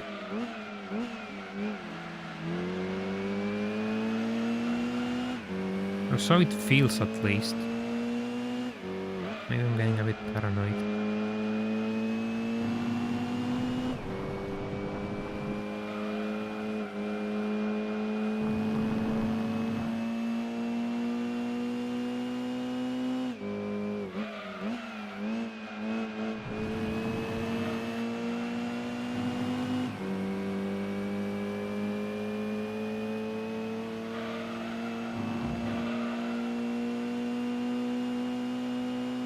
Yeah, the S15 is probably the best car on this class, along with the RX-7 and the Cusco Impreza, which just isn't here, but can be a part of these grids. Ah, never mind, they're third and fourth, alright. I have managed to overtake it there, but I made a mistake.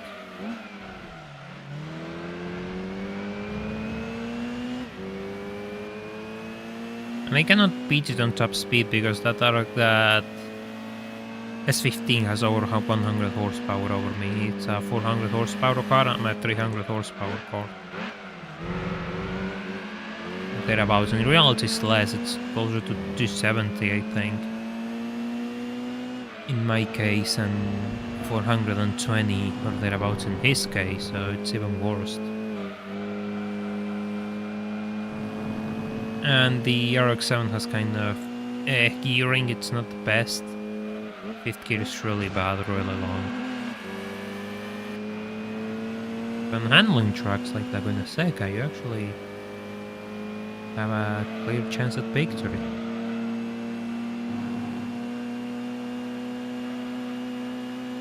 Hey Hoodie, welcome to the stream, hope you're doing well. No, don't crash into me, don't crash into me. I know you, GT2 AI. I know you too well. I've been playing this game for years. I know you have issues and you like to crash into players when they're braking for the corkscrew. I'm not catching up to it, and I used to be able to catch up to it, which makes me think I'm being slower than I used to be. Which will be bad, actually.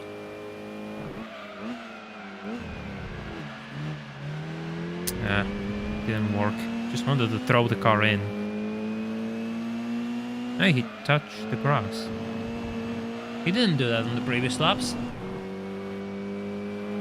And if he did, I didn't notice. Might have a chance here.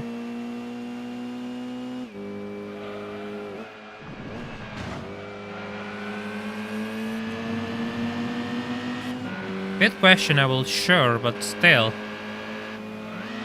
An overtake is an overtake. We take those.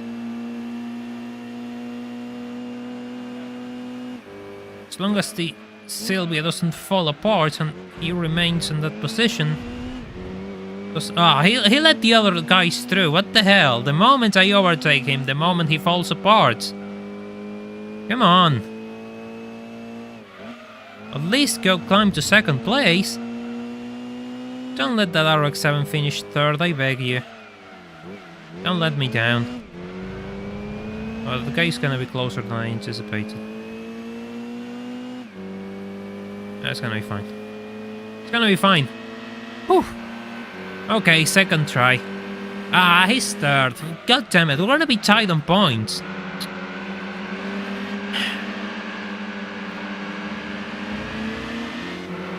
That's unfortunate, actually.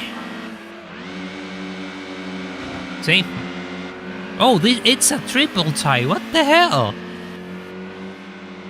What the hell? So I'm 1st, but we have a triple tie here. Okay. And the dash in sale was like 5 points. Oof, poor guy. They're fighting so hard, he only got like nothing out of this race. In the end, it didn't even matter.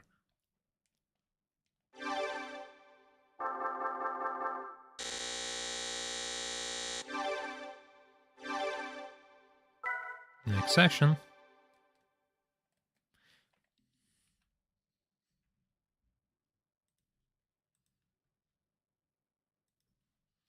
Oh, this is Deep Forest. Did I save? I just tried to save again.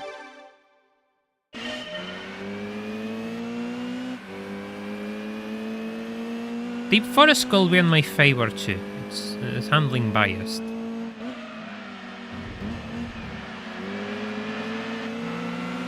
That's a really long straight, so 2 long straightaways though, which concern me.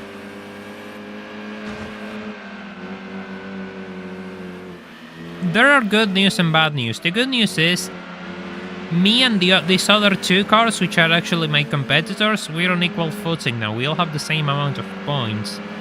The bad thing is, I don't know the final 2 circuits, and if I don't win here, the final 2 circuits could actually be a problem. So I need to make sure that I win, and those 2 actually have the least favorable positions at the end of the race, just to cover myself. Because if I have to do, say, Midfield Raceway, which I think it's a part of this, I'll be in trouble. Serious troubles, may I add.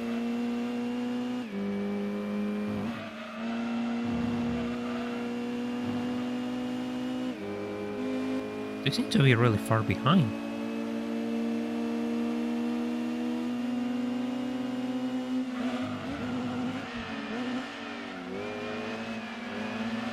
Midfield GT2 turbo sounds. We're split on small groups, me, the other Sylvie and the Celica, and then the other Sylvie and the RX-7. And finally the MR2, which is a bit slower than the rest of the grid. Midfield is the 4th race, so the following one. Damn it, I need to make sure that I win this then. And because I'm not gonna win at midfield, like, look, I have no straight line pace. I'm not gonna win at midfield. I'm gonna be really bad at midfield. I mean, sure, I could use the Stage 2 turbo kit that I have, but no, I refuse. This is a 300 horsepower car. And the race will be done as such.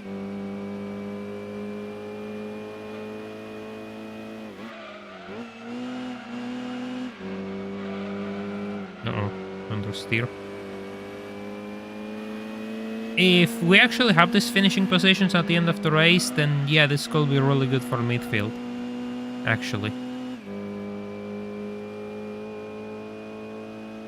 The RX-7 is coming, that's not good.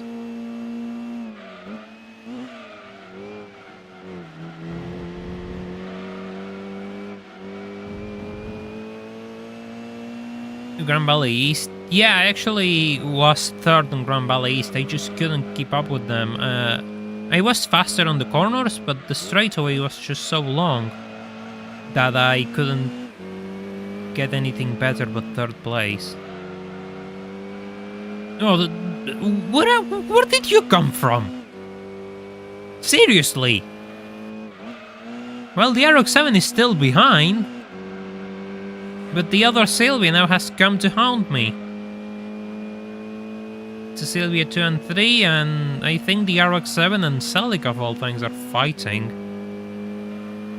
By the way, if you haven't left a like on the stream, seriously, just leave a like on the stream. It's just 1 second, and YouTube doesn't really recommend anything I do lately, and even if they deny that they changed something, we all know they did, so it will be good if you'll help me out to actually bring the content back to my subscribers, because they aren't receiving my live streams. Well, this is an interesting situation. They're all packed together. So the RX-7 is 3rd, I think? 4th? 3rd or 4th is just fighting with the Daishin Sylvia.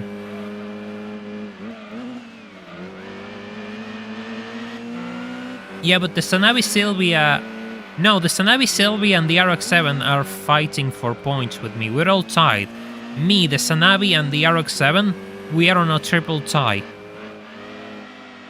I need the Daishin Sylvia to climb, so at least the Sanabi isn't tied with points isn't tied with me. And also the RX-7 needs to finish, well, preferably in 4th place or 5th, but that's not gonna happen. So I will say 4th. Oh, and they're here already. God damn it! You had one job. All you had to do was just block them. Guess not. Guess that was too much to ask out of the Celica.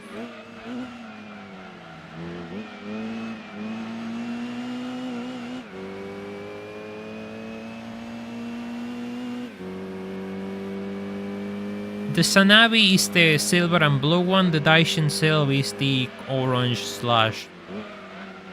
copper one, I guess you could say.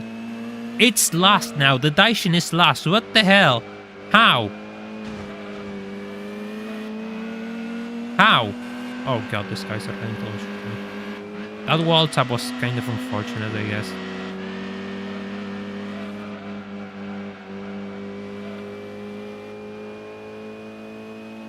Oh, the RX-7 is 2nd now.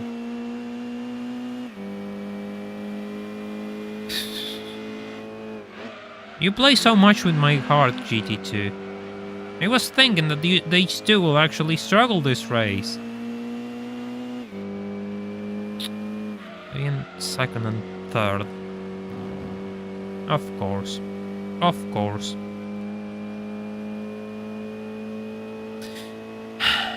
Well, at least my laps were consistent. 5th place again for the pension.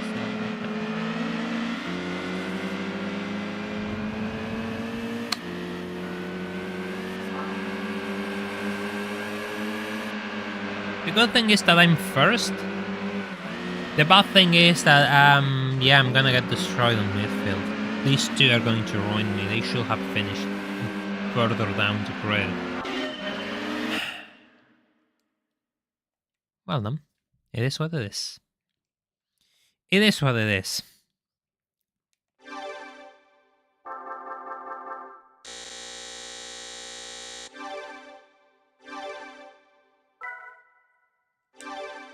Here we are, Midfield Raceway.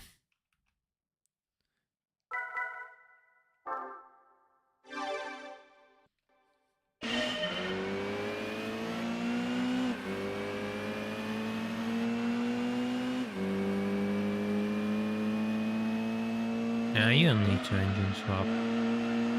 I could have staged the turbo kit that I got, but that will be cheating.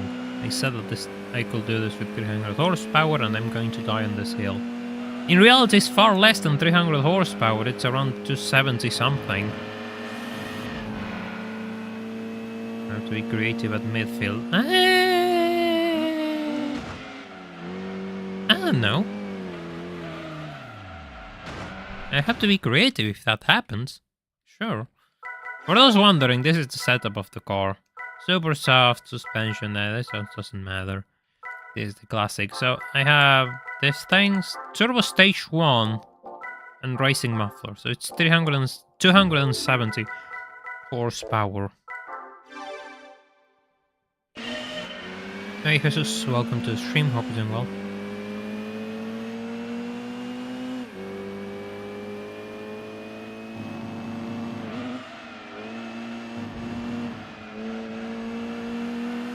The fact that my point competitors go wide at turn 1 is just so funny to me.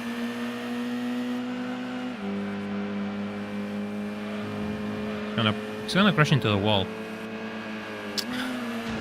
God damn it, RX-7, you just don't see where you're going, do you? You just have to throw your car in and push me into the grass. Where was I supposed to go there, RX-7? Just disappear? Yeah, sure, I'll just go to another dimension while you rejoin the track. Be my guest, sure, I can do magic. Throw the car in and expect me to do a miracle.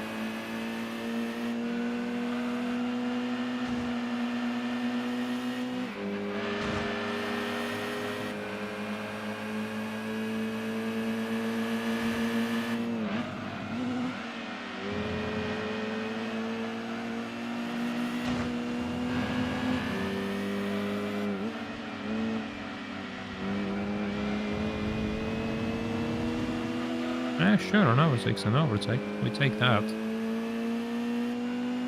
The problem is the straightaway. I'm good through here. The problem is the straightaway. Be careful with first gear.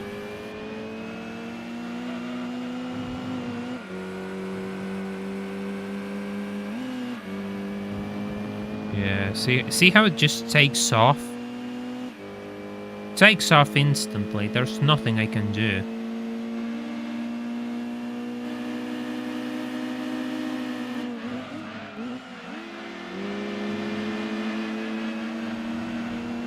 Yeah, they're gonna go wide. They're gonna go wide. So this isn't as bad as I expected. Because I was expecting to be much worse through here, but in reality I could hold just fine. Maybe even if I don't win it, if I can hold my competitors behind, the other guys are so far behind in points that it doesn't even matter if they win a race. So if I can hold the RX-7 and the Sylvia, the blue one, we're fine.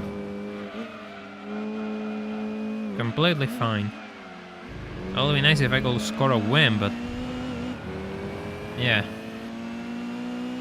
They are more powerful than me though, so I'm not too sure if it's pure rubber banding, but yeah, they can build up speed really quickly. I would like to sleep stream off that thing, but I can't.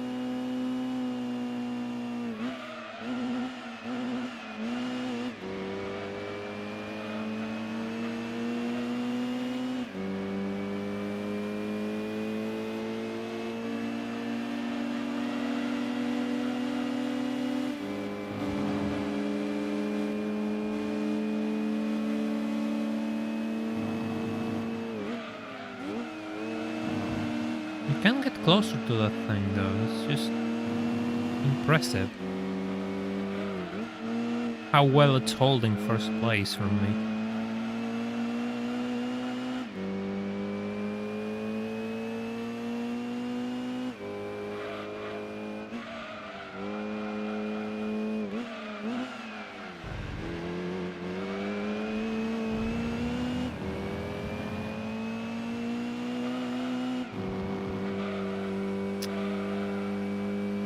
That could have been much worse, actually. I'm not going to complain. Just a bit of lost time compared to a lost race. Oh, the thing is coming.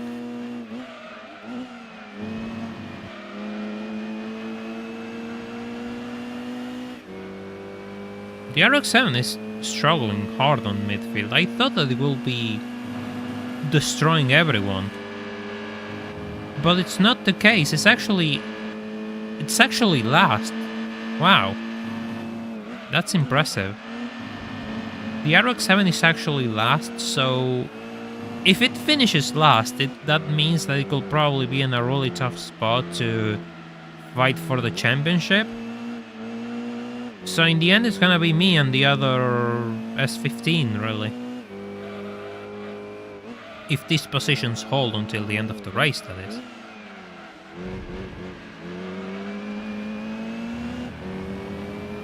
Also, the light in my room is flickering randomly, which isn't... yeah. I don't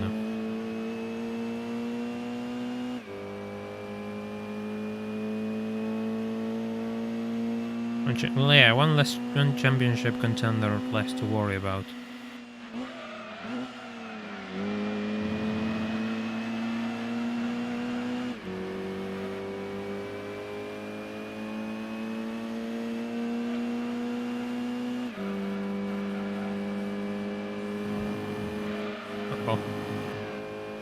I almost crashed into that wall.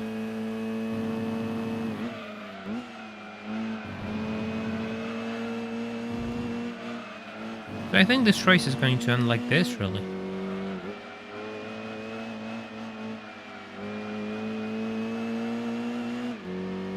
Which is fine for me, it works out, really. As long as the Sanabi Sylvia doesn't orbit... Really? Really? Yes? Yes? I found my possession. I found my opportunity. Just a matter of holding it to the end now.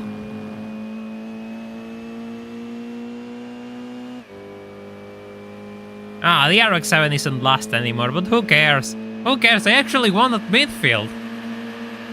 I actually won at midfield with an underpowered car. First place and my competitors were third and fourth. So that's really good on points for me. For the last race, that's actually perfect.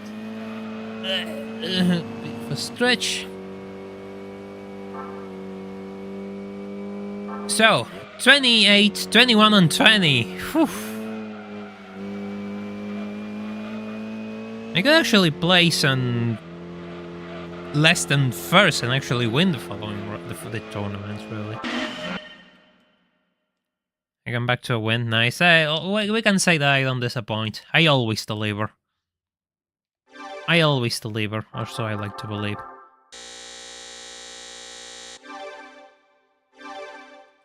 So, next section. Final race. Apricot Hill, ooh. Apricot Hill is the circuit where the AI has issues, mental issues, and they go wide on the first corner usually. So let's see how they behave.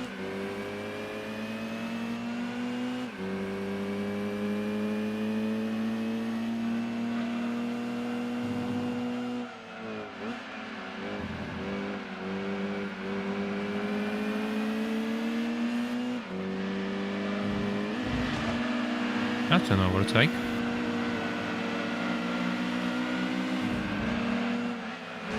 Apricot Hill is a really fun circuit.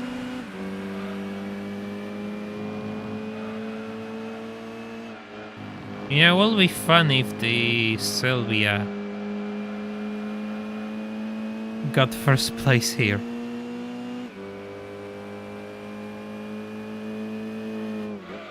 We'll see if they spin. They don't always spin, but there's a higher chance that they do.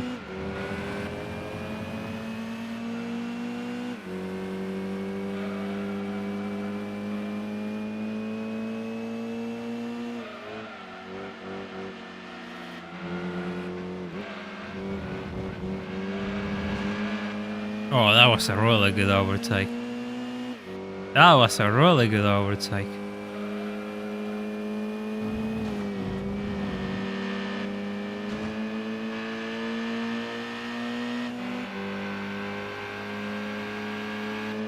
No. He just came out of nowhere. Unidentified yellow object appearing on radar. Exercise caution, I guess. And block at your discretion. Jesus, he just came out flying.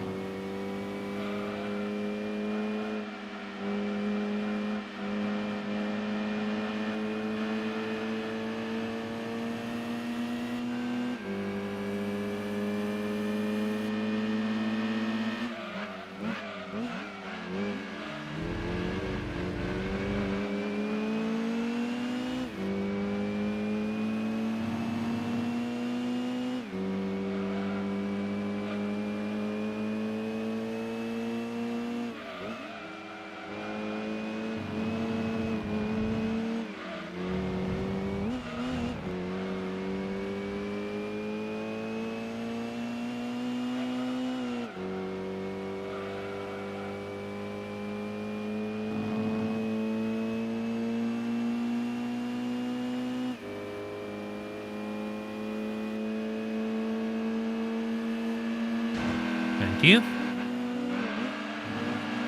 I have to block on the straightaway, but it seems like they have an opportunity to overtake right at the end. Also, the RX-7 went from fighting for first place to last. I don't know what happened, but I would like to know what happened. Now it's fourth. What the hell? Just find it funny how they switch positions in this race. The AI is really balanced on this tournament. Like, ridiculously balanced. Any car could be a problem, and that's really entertaining to me.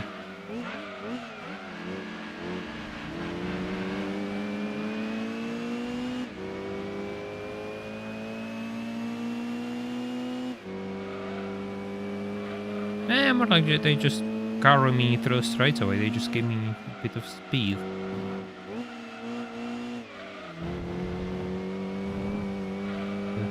But now the RX-7 is second, from last to second. What the hell? By the way, there is a CSS code fix for OBS on the forum. Yeah, I saw that. I've been looking at it. Thank you for the heads up. But I didn't really comprehend it. I found it as it was an EXE, so I didn't really want to tamper with it. I did try. Oh, hello, RX-7. But yeah, I did see that there is a fix. I just saw it on an exe file, and the GitHub link that was shared, I didn't really understand it, so I just didn't know how to apply it. Given that I use standalone OBS, I didn't really use browser OBS either. So I just didn't know what I had to write. But yeah, it kind of broke.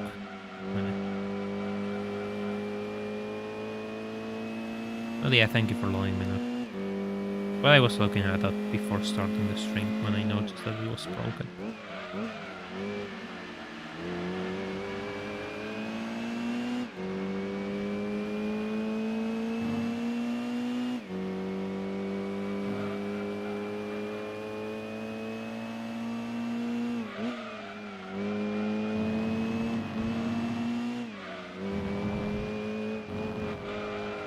Uh-oh. Oof. Almost. Almost.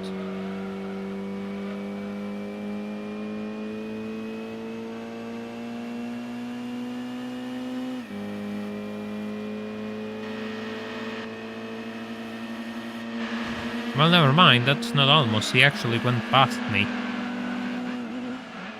Uh-oh. Uh-oh. Understeer.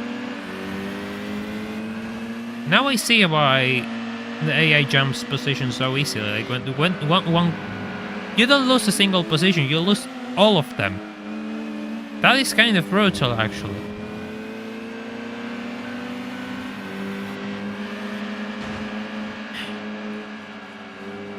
Out of here as 15. Oh, this is the last race lap. Just realized.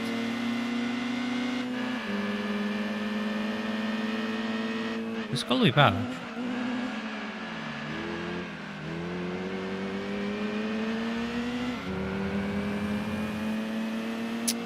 Come on, I was leading. I want to finish first. Seriously, I have these issues on the final lap. You go from first to this. Out of here. Come on, back to my rear view mirror, where you belong.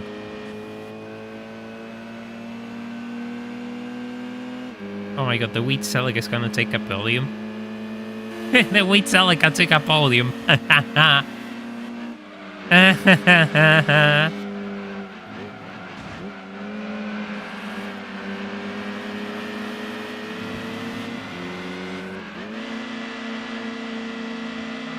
Yeah, I thought that too, but I don't know, something just made me go, this seems convenient, and I'm kind of paranoid with that type of thing, Jeff.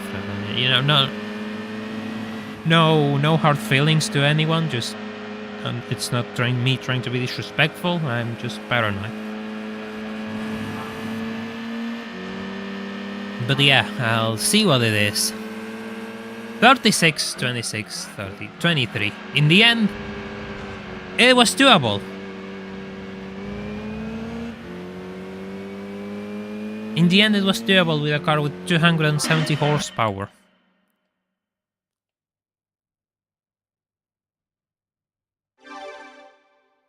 I prefer Gran Turismo 2 because GT1 does have a good car list. Most cars are just different versions of the same car. Yeah, GT1 has a more period correct car list, I guess. Because when you realize that they're cars from the time period where the game was being developed. I'll go, I get you, Kirby. Thank you, Jeffrey, I appreciate it. I'm glad you enjoy the videos. Ah, and I get the Celica, of course! Of course! Hey!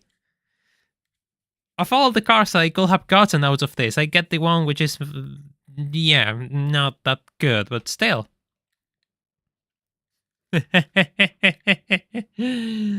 Well. Go for a bit of a stretch. Hey, Senko, thank you so much for your super chat and the first super chat of the stream. I really appreciate that. Hey, sponsorship reward. Oh, believe me, if a company sponsor me with money, you will never hear about. You will never stop hearing about it.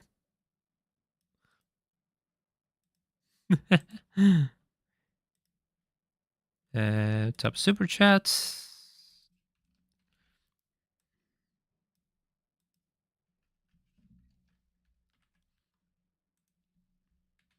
Thank you so much. I appreciate this, and I take this opportunity to remind you all that this channel is funded by you. I stream and make videos for a living, so any donation is a massive help at the end of the month. As you can see, this is the spec of the car. 273 horsepower and 909 kilograms was the final weight.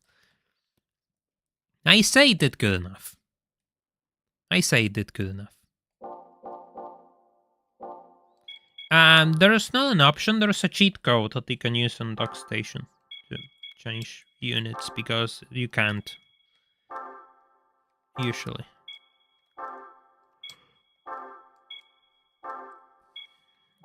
And we're gonna buy this. I'm not sure if we're not gonna equip it though. I'm going to start challenging faster cars. Laguna Seca, Super Speedway, Rum Circuit, Trail Mountain, and Apricot Hill.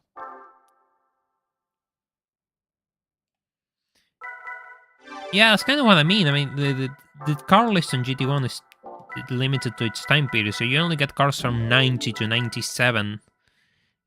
And meanwhile, GT2 has cars, classic cars, modern cars, older cars. It has all sorts of cars. So it's more of the modern GT approach where you have all sorts of cars available. Yeah, no, you can do this. You just need to edit them through a cheat code. Because this option isn't available in vanilla GT2.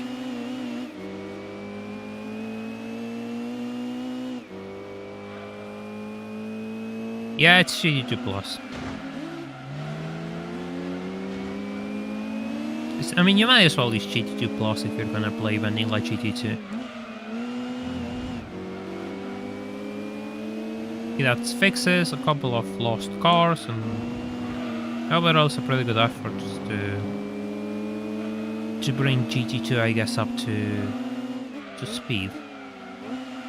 You don't really sacrifice anything, and it doesn't really seem out of play, so yeah, if you're gonna play GT2 vanilla, you might as well play this. Yeah, sure, understood. I have that stage 2 turbo and 300 and something horsepower are enough for this.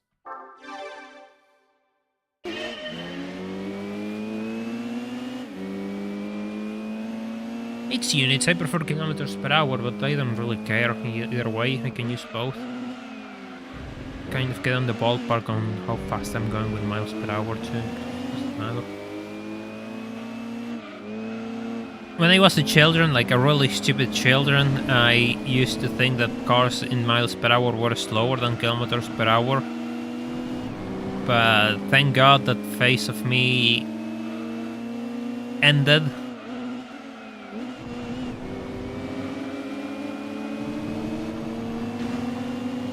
My Mazda RX-7. There's two of them actually. There's two Mobile 1 NSXs. There's a lot of NSXs on this grid. There's 4 of them. There's a Rayberg NSX up ahead.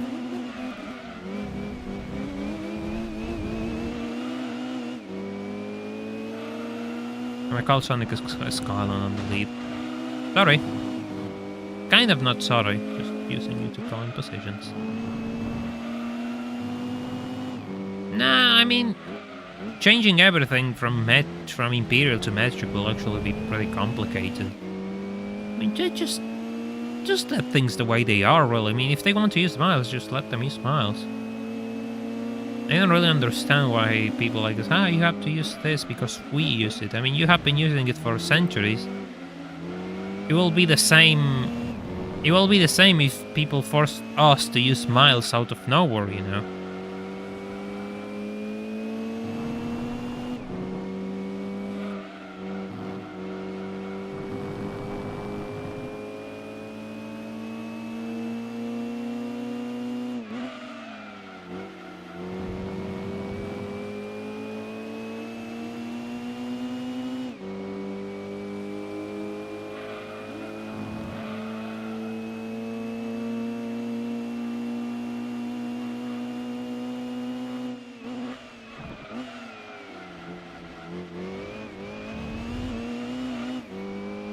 Yeah, and they come with the main speedometer on miles and there's a smaller scale on kilometers too, yeah.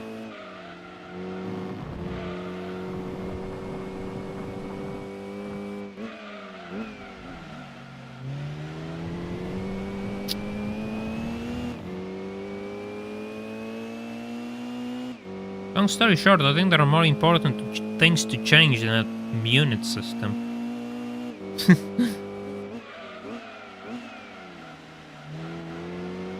It's not that hard to understand. If you want to know how fast you're going in miles per hour to kilometers, you multiply them by 1.6. And if you want to know how fast you're going in kilometers per hour and convert it into miles, you divide by 1.6. I mean, it's not exactly, it's 1.6 and a lot of numbers. It's not exact conversion, but still, you'll get on the ballpark relatively quickly.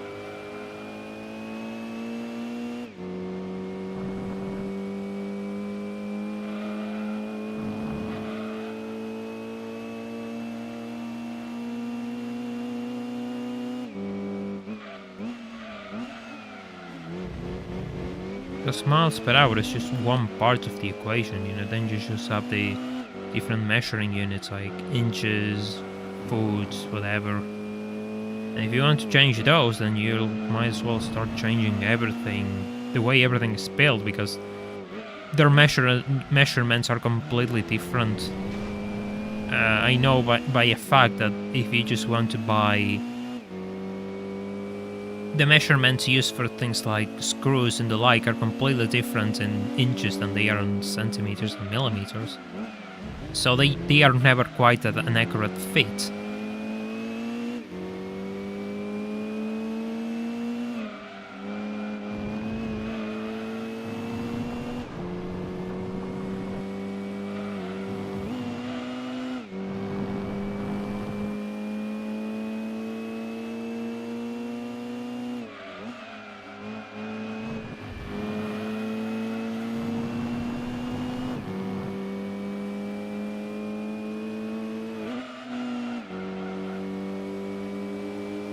Yeah, it will be the house in meters, but say if you have I don't know, I don't really know a good example, but let's say you build something, whatever, and you have both parts which are measured. One part is measured in centimeters or meters, and another part is measured in inches, and first it's just a disaster. You can never make those two work because the parts available are different.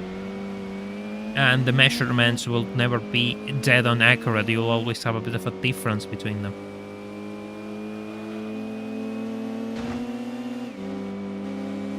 That's kind of my point.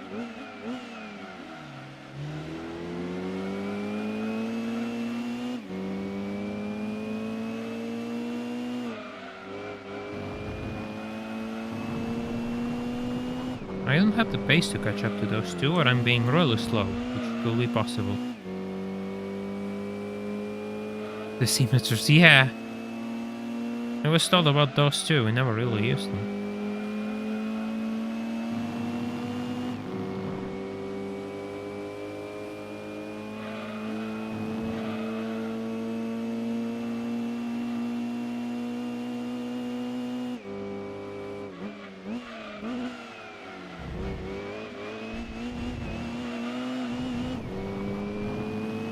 There's a lot of wind outside today.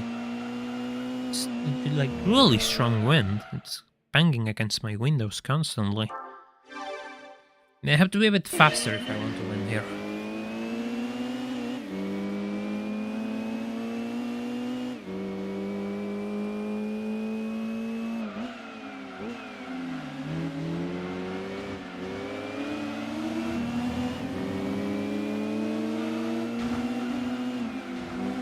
I find it so funny that there's two cars with the same livery.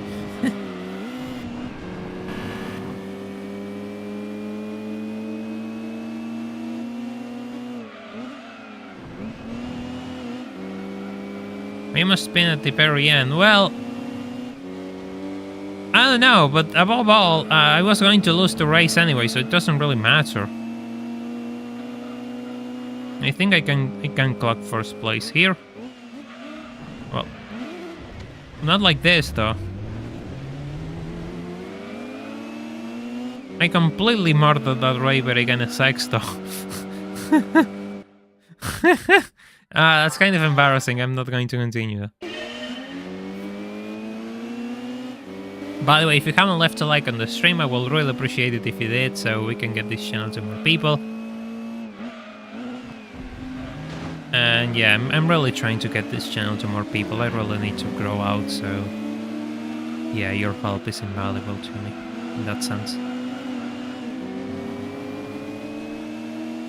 Thank God we aren't a hurricane area, so it's not that, but temperature has changed and it's getting a bit windy. Nothing ever happens here weather-wise, so any little thing is like, oh, wow, something's happening weather-wise.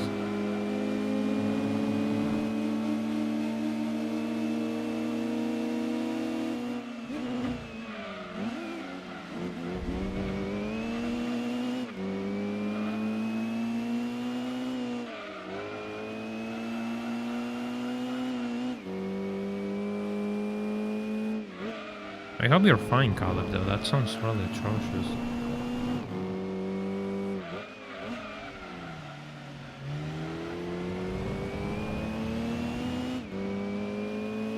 Two months. We had a long season without rain here, but not that long.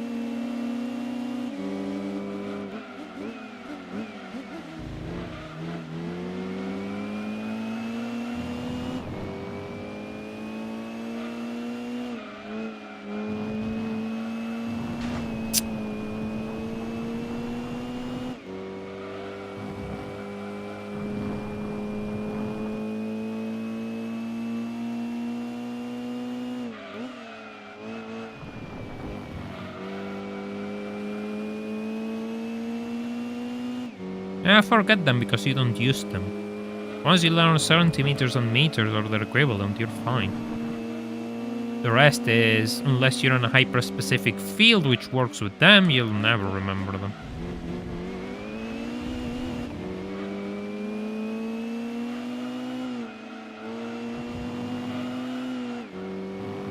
In Texas, you'll get used to hurricanes. Hurricanes are more annoying than scary. Houston citizens not really care if a tornado hits. We actually go outside and watch it.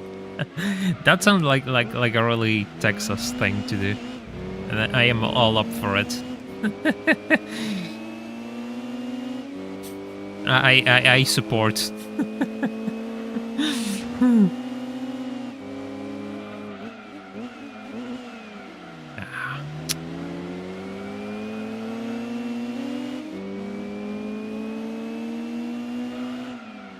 Honestly, it makes sense that a beat is limited to 145 kilometers per hour.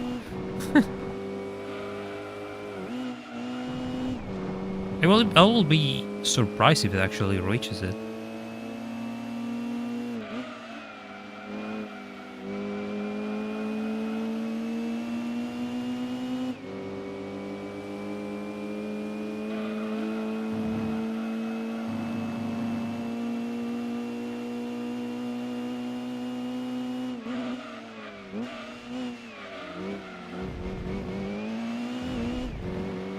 I am not getting any closer to them, aren't I?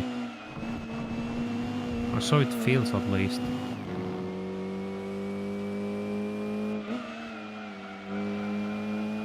I mean, sure, I can get closer to this section, but when the straightaway comes, I usually lose out.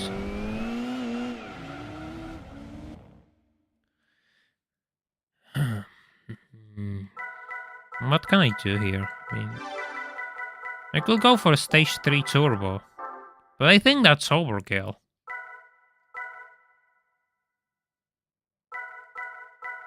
I really think that's overkill.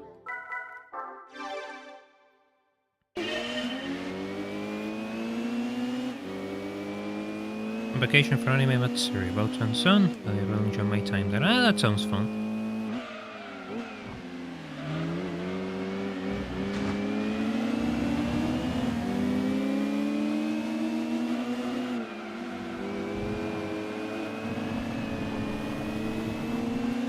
I mean, the GT2 AI isn't that good. I mean, this car is just really underpowered. Don't give them that much credit.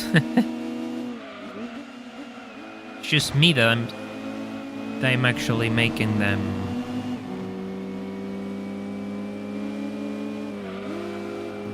stand out.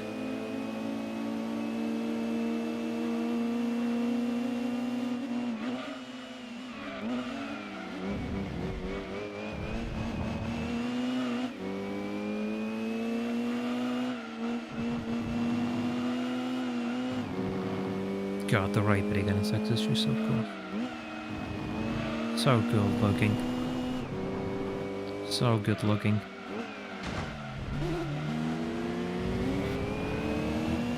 I would like to bet on the amount of people that said, no, I don't like purple, until they saw the right brake NSX and they're like, you know, purple isn't so bad after all.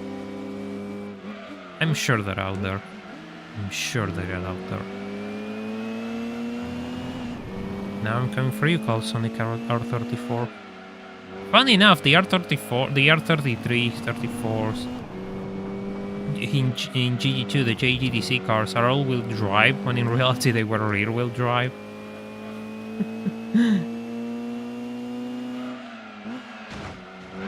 Just a little quirk.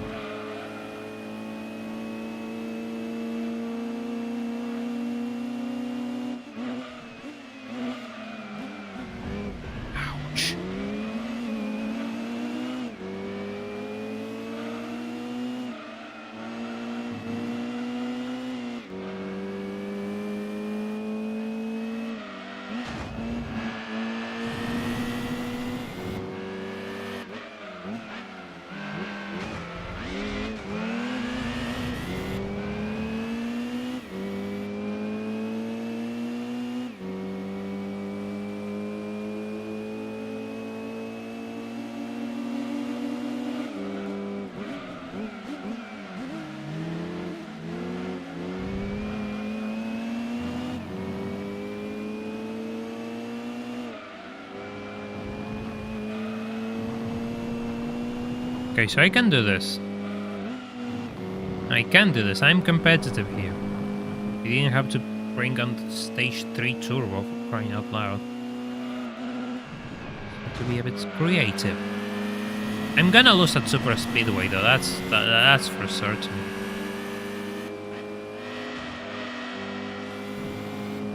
Doesn't matter. The sand actually behaves like tarmac, so you don't have to worry if you touch the sand in this. Nothing to be worried.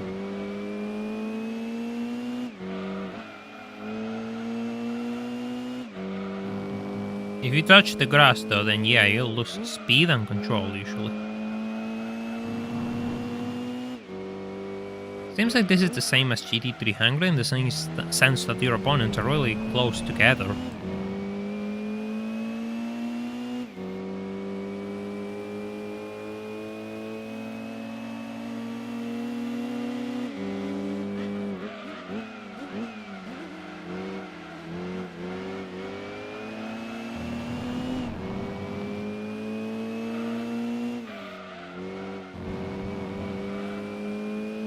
It's a Castrol in a second now.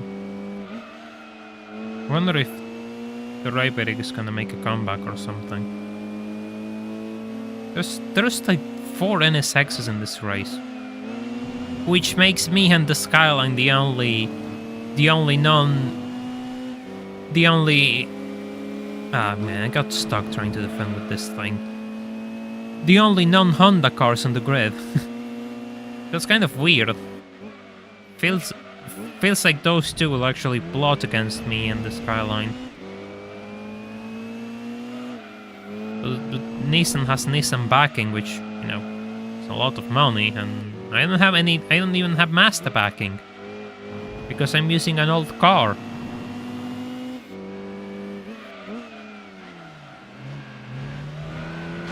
Ow.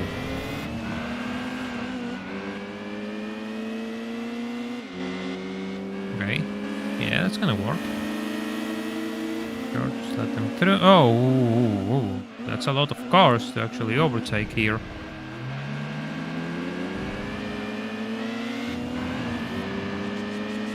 But it's fine. It is fine. Where did you come from, Mobile 1 NSX?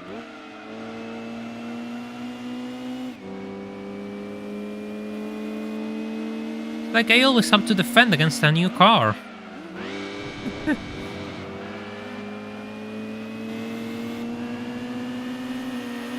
Ow! No, I missed the shift.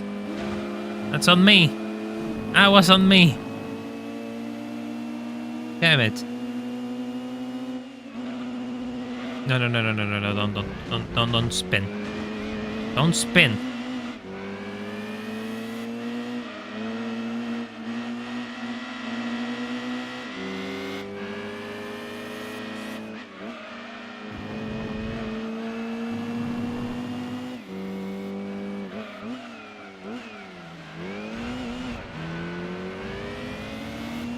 If you want to come to Texas, don't come here during the summer. No, don't. No! God damn it, Skyline, really? Really? Why do you do this to me?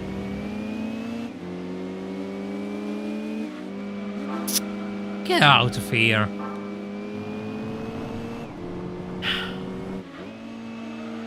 Come on.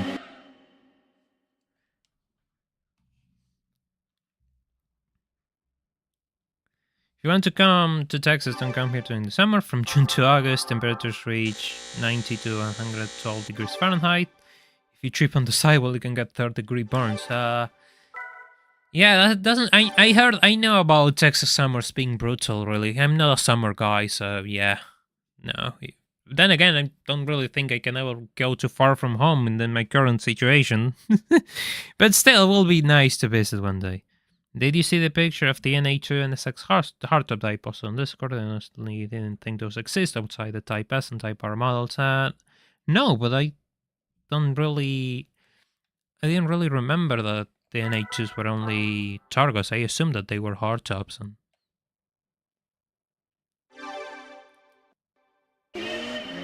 Oh, it's super speedway time now. God damn it, Skyline.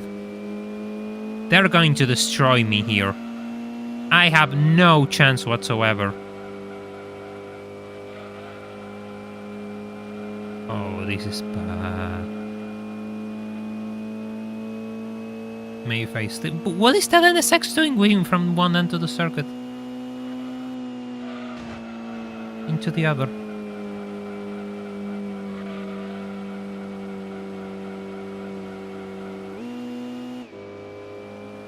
The only tire if you lived in America. We didn't get the NSX, so for me, I'm not that well versed on NSX specs, really. I assumed that they were hardtops and Targa was an option. But yeah, I do remember when we talked about on Discord that the NSXs being only Targos in the US. Which is curious, really. Really curious.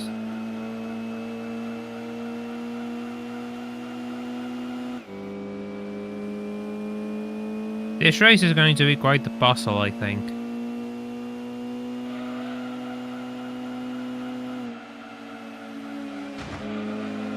Okay, this is good. Don't understeer. God damn it.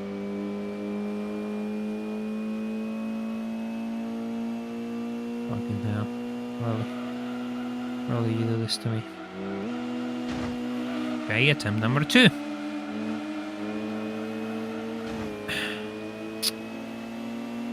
Doesn't turn, it just doesn't turn. Doesn't have the grip I want.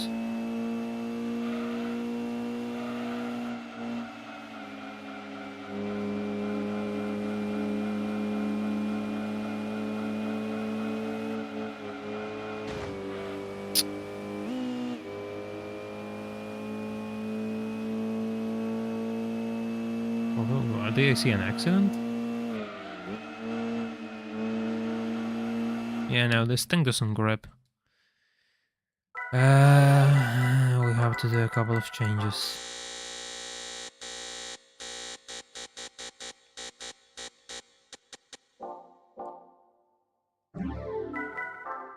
Unless you don't focus on the heat and other bad things, Texas is a nice place. If you want to go to the city, go to San Antonio, Dallas, and Houston suck.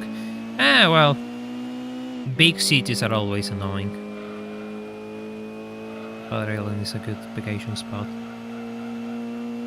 It's always good to know that we have an official guide of Texas. It's all. This is what I like the most about having a YouTube channel. You just build contacts all over the world. You start to receive information from all corners of the world. Even if you aren't playing a trip, you start to find out things that in the future, when people ask you, make you look pretty good.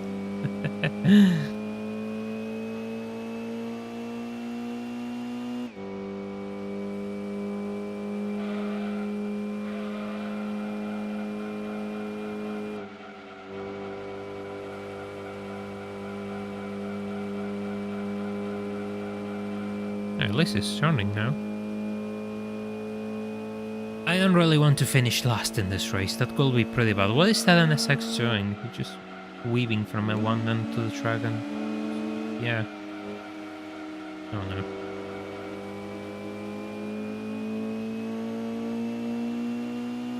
Yeah, honestly, I lived my entire life in the same place as well, so just... yeah. One of those things that people can ask me, I can probably answer. Probably.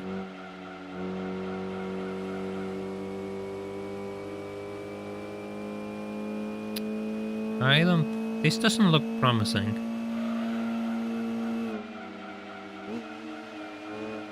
This doesn't look promising at all.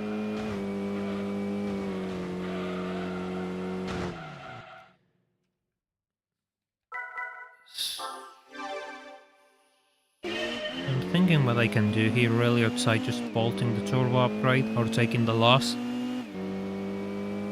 6th place is just too low.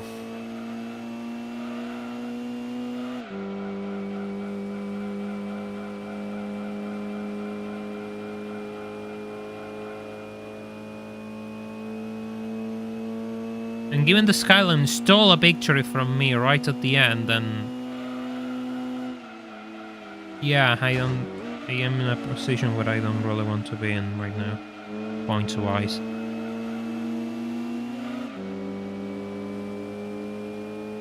So I guess this is mission 23 tactics all over again. Use the AI to slipstream and then overtake them, let them get past you, and then, yeah, repeat.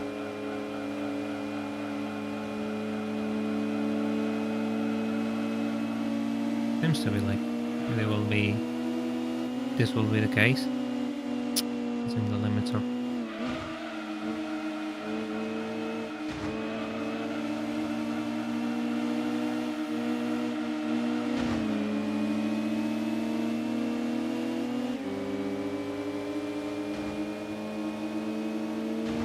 Oh.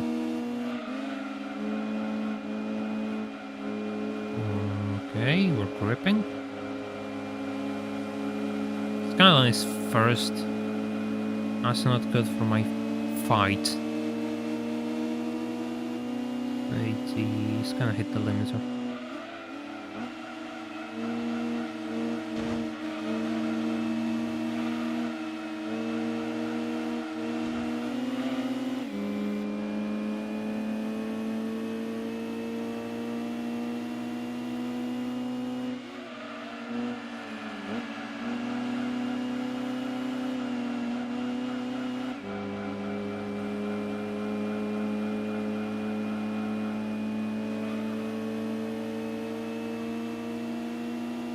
This will actually work.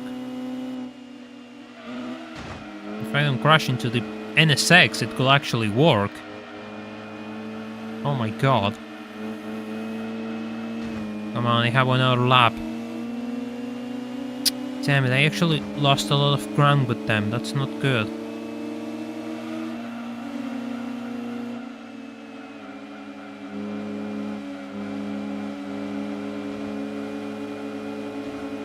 Oh, hey, don't push me. Get out of here.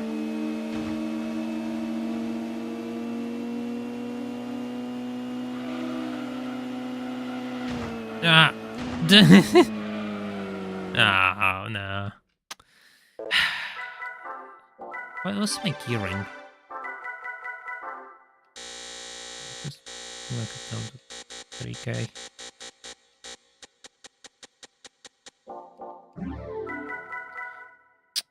Hope this is good enough, so I don't hit the limiter at the end of the straightaway.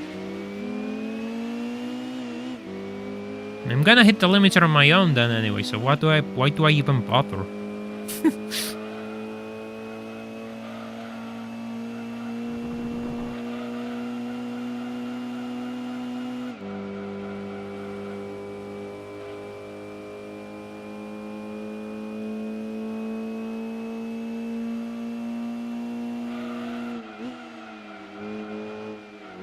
What was that attempt at the force maneuver? That is called desperation, Dradox. You see, when your brain starts to panic and you start to think that bad ideas are good ideas, and you do stupid things like what you just witnessed.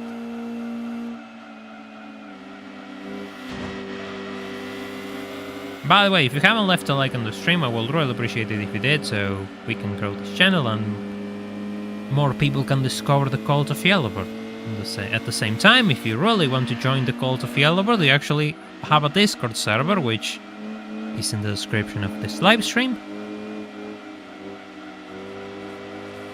And you might want to check it out. I don't know. Maybe. Maybe.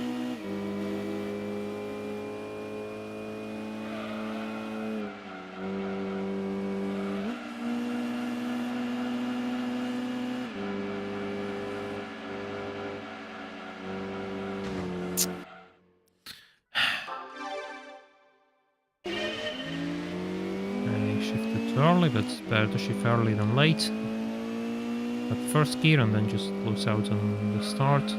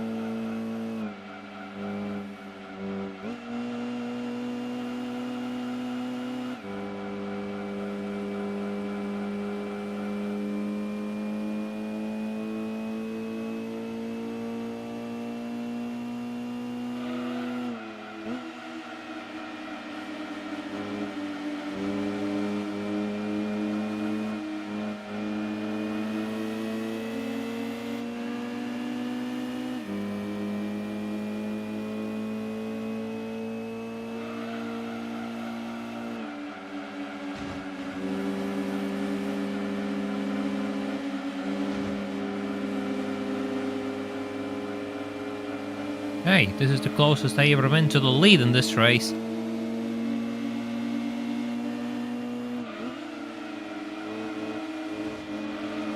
Hey, yeah, this could work. If I don't understeer into walls, it could work.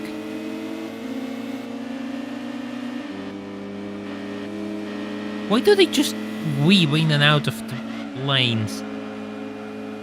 So weird.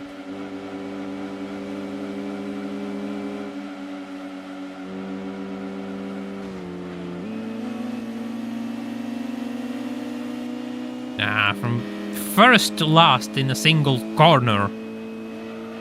What is that skyline doing? Jesus Christ. I'm the only one who notices how they just weave in and out. Hey, the skyline is last. This could actually be useful to me. This could actually be pretty useful to me. Ow. Ow.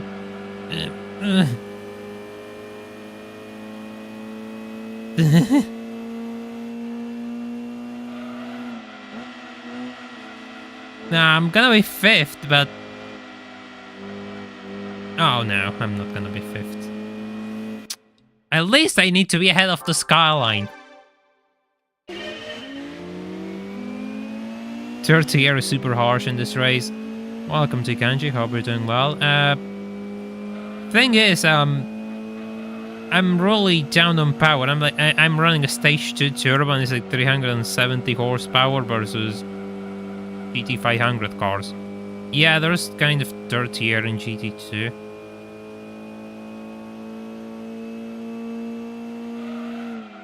When you break off slipstreaming, the car just goes stiff and you can turn. I mean, I wouldn't say... Yeah, there is something like that, I guess.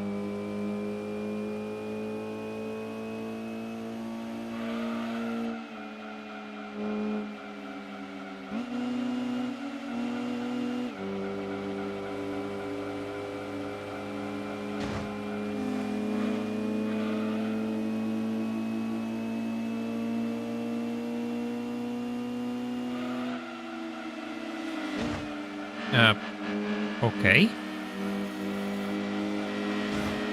When all else fails, just go for the good old banzai charge and pray for the best, I guess. Reducing rear downforce helps a lot on this track. Oh. Okay, that's something I'll have to try then.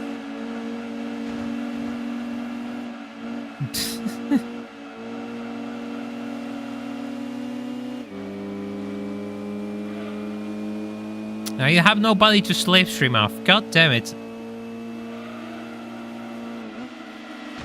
This works though. It completely works for me.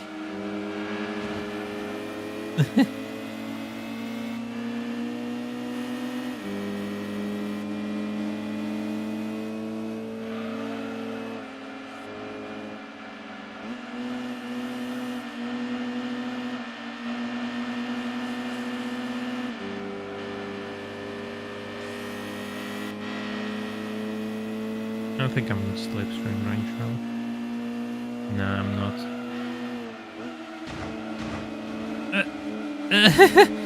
I don't know why, but I wasn't expecting that to work actually. I thought it was too far. Okay. Okay. Sure. Now I just have to hold first place. How hard could that be? It's gonna be pretty hard. It's gonna be really hard.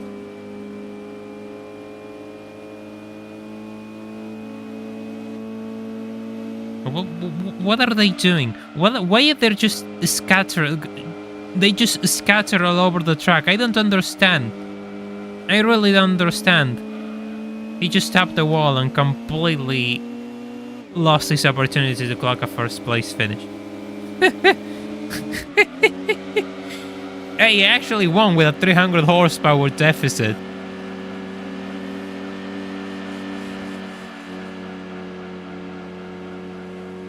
And the Scalon is last. The guy who actually stole my victory last race at the last second is last. And this episode of Yellowbird showcases his skill level, beating Carson and Noble with a 300 horsepower deficit. That is really good for my points. Look at them go.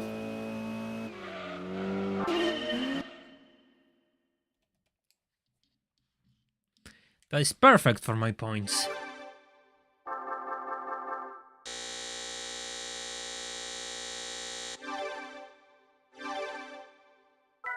Section.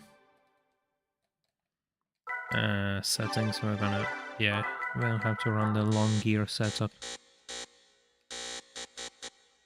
Oh, this is ROM circuit. ROM circuit is gonna be fun.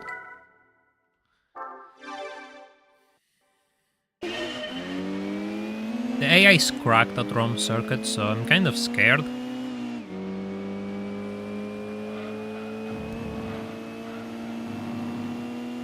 Ketchup and mustard. I don't really like mustard, funny enough. But hey, it just plays off with the food theme. Hey, sure. Sure thing, RX-7. Absolutely. Do your thing. Do your thing. You kind of earned it after doing that. Super Speedway, really.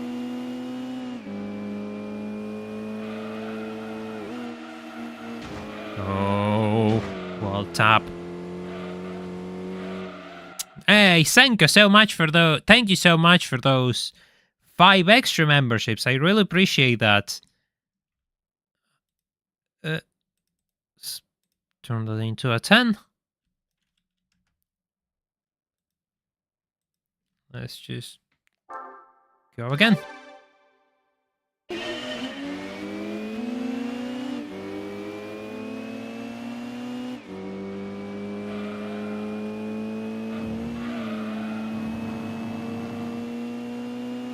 I always like to say that, you know, everyone who just gifts membership is a massive help for the channel, because I do this for a living, really. I really make my most out of donations, patron support, things like that, really. Ad revenue doesn't pay me anything, really, so yeah, this channel is carried all by all of you. Oh, he's blocked. He's blocked, and I didn't have enough braking distance.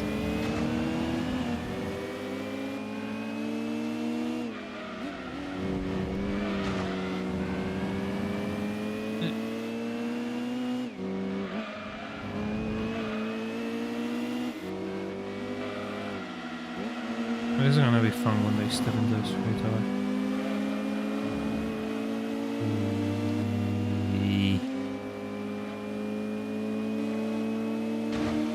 Yeah, honestly, that's blocking that one was a lost cause. I should have focused on the Castrol.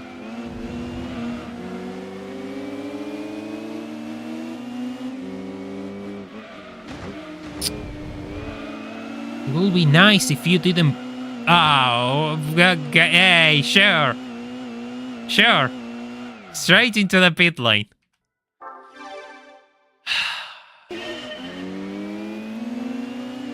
All because that Castrol and SX completely blocked me. Didn't have anywhere to go.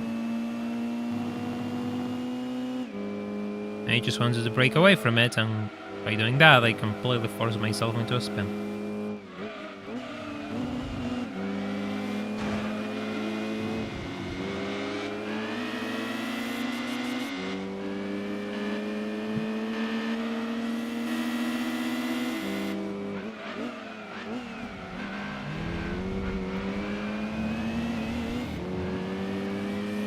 I mean, I wouldn't say overpowered, but it's really cool being able to just go and buy a new muscle car from the dealership. But then again, kind of sadly, the Challenger lineup is discontinued right now, so it's the last units that are on the dealerships are just that final run cars, which is a shame. I know a lot of people like to make fun about the Hellcat. Personally, I think it was a really cool car. And now that it's gone, everyone's like, "Oh, the Challenger was such a cool car." Yeah, you know, now it's a cool car. it was always a cool car. It's got better over the years. Damn it. Hey, Alex, welcome to the stream. Hope you're doing well. I'm doing alright. Just another weekend, I guess. Trying to minimize damages on wrong circuit. Yeah, no, that's gonna be pretty bad, actually.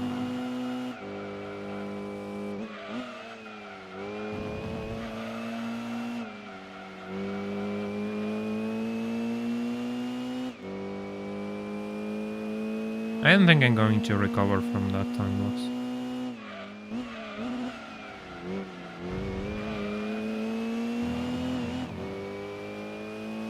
I mean, Dodge kind of had to, I guess.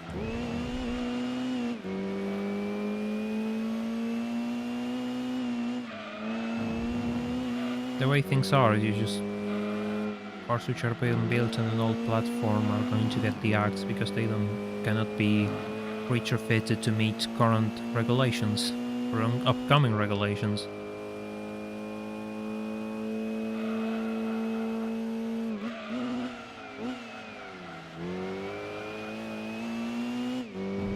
Well, yeah, I mean, I guess.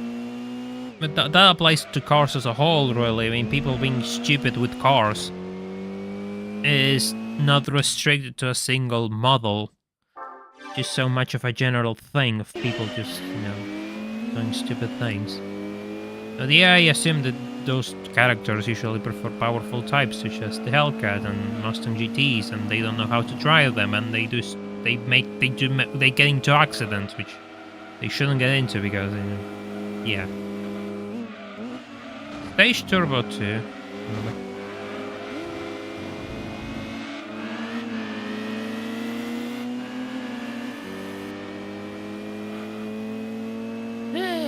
not sure if anything's gonna be electric soon, really. I'm kind of on the fence on the whole... on the ICE van. I just think the cost of the ICE van will be too high and nobody's willing to pay for it, so... nobody's going to say, yeah, we're going to ban ICs. We're just going to keep they're just going to keep increasing regulations, which is kind of the death of the IC, but at the same time gives car enthusiasts more of a chance to actually fight and do something about it, rather than spend their days complaining about, oh, these cars are expensive, and do nothing, and then make assumptions about how things work. Oh my god, I can't drive in this circuit. I'm being too bad or the AI is being too good? It's one or two options. Probably the latter. And a bit of the former.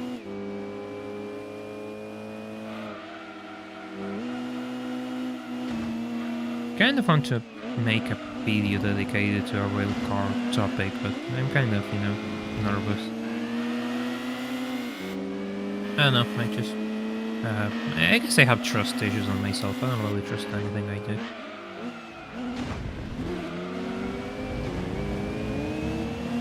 Stage Turbo 2, not enough. I'm actually leading the championship.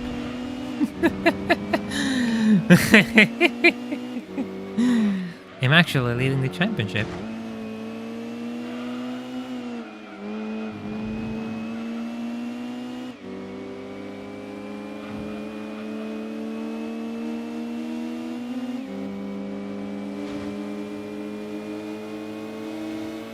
I mean, it's not that I mind electric cars. I mean, I think that options are good. My problem is the fact that, one, in a lot of places they're being enforced by law, which is not a good look, because it means that ICs probably still remain the most popular option, but you have to regulate them out of existence to push EVs, which means that you cannot compete in the market.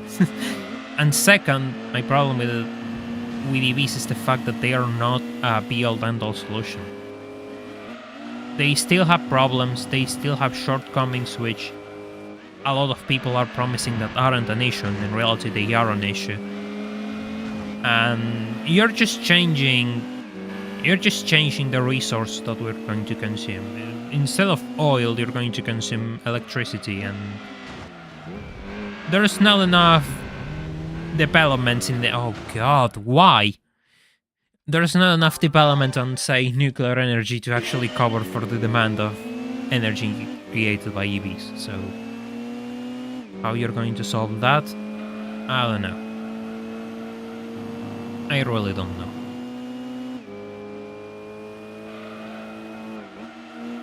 Hi Biking King, thank you, I appreciate that. Hope you have a good day.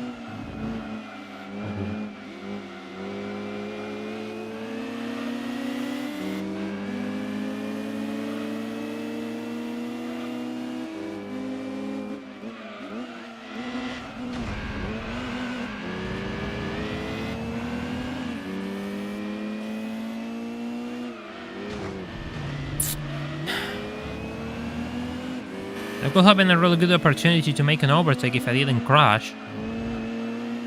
Damn. Top. Yes. See, well, I don't think EVs are bad. I think that they should stop being paraded as a be-all end-all solution to all of our problems in transportation.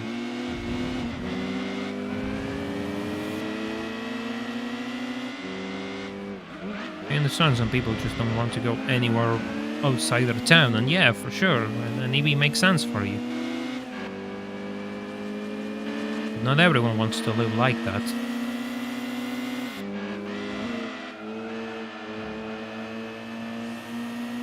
I can see electric cars in some places. Good luck having a charger, someone will wreck it immediately. That sounds like a pretty Argentinian thing to happen, really. Especially where I live in here in Provincia, it's just gonna be a disaster. Well, one day I'll have to explain how Argentina and Buenos Aires above all will work. and why I live in one of the worst areas of them all. Fucking hell.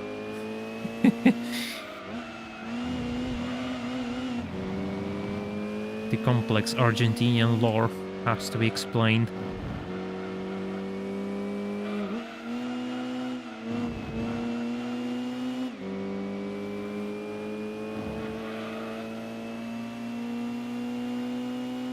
You know, it's kind of funny to me.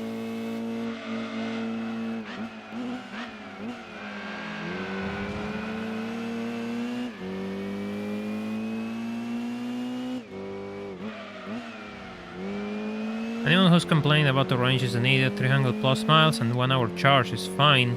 Trying to say that you need more is foolish. I mean, okay, let me put it this way. How long does it take you to fill out a petrol tank and do 300 miles?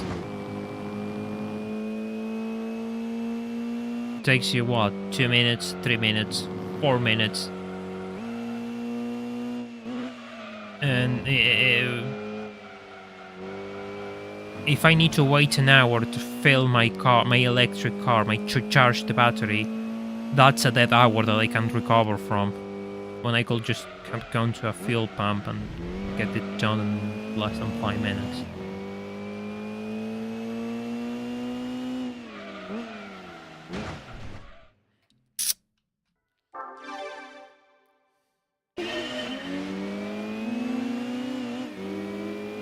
No, I'm not saying that I want to keep going. My point is the amount of time that it will take you to get it done. An hour is a lot of that time when you can actually get it done in 5 minutes. You understand where I'm coming from. Get out of the wall.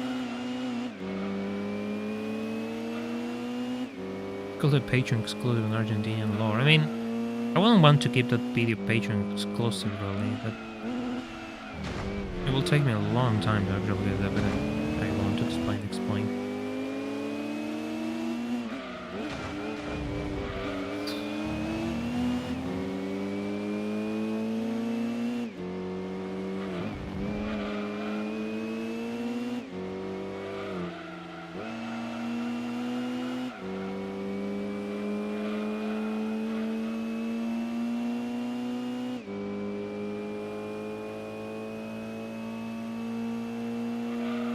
Yeah, sure, I mean, okay, let me put it this way.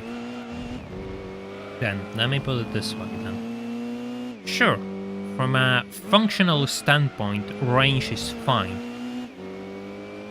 But what if you just don't want to? Why are you going to force people to adapt to something they don't want to? Okay. If nobody wants to wait an hour to fill their battery to cover 300 miles, I mean, if they're never going to use that range, why the option is being suddenly taken away from them? That's part of my problem as well. I mean, it's not something that you can opt into. In a lot of places, it's going to be a mandate. You have to give up your ICE car. In fact, a lot of places are actually punishing you for owning an ICE car. So it's happening already. But yeah, from a functional standpoint, range is becoming a non-issue. Yes, that's true. Batteries are getting better. Yes, that's true. I don't think anyone can deny that. And yeah, most people will probably do 50 miles a day at most. And 50 miles is a lot. It's like 100 kilometers. That's a lot. Closer to 80 probably. You know what I mean. You get the point.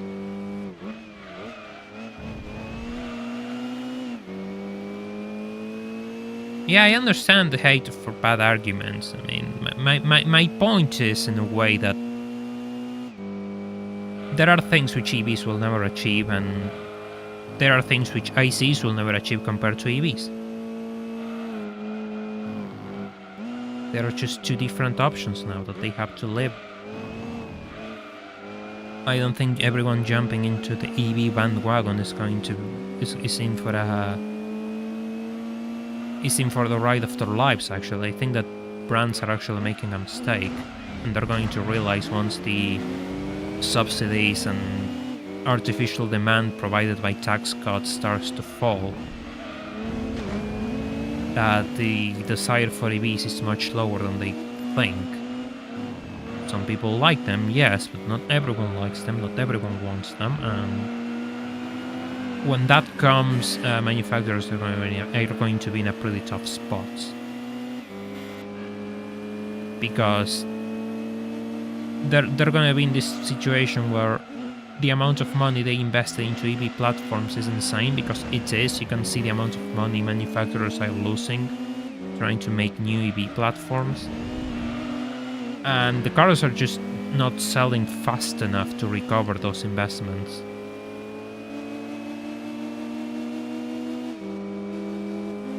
And the ICs that people actually want to buy, they cannot be built anymore because, well, they are regulated out of existence. So I don't really know how they're going to come out of that.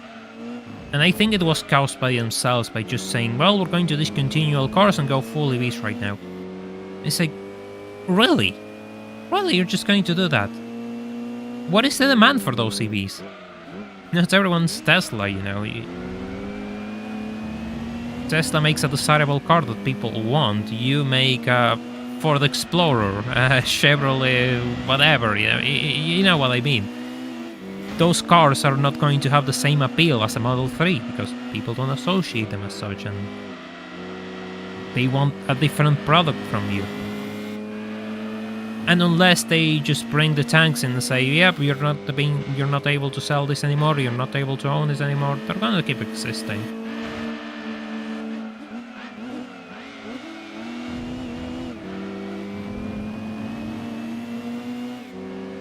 Let me say, it's kind of hard to actually make an argument in my mind and drive around.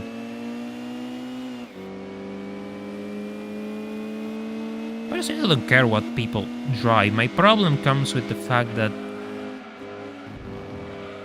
we have an industry where every 5 years or so you have changes which don't really make sense. I mean, and the vehicles that people want are not being built, really.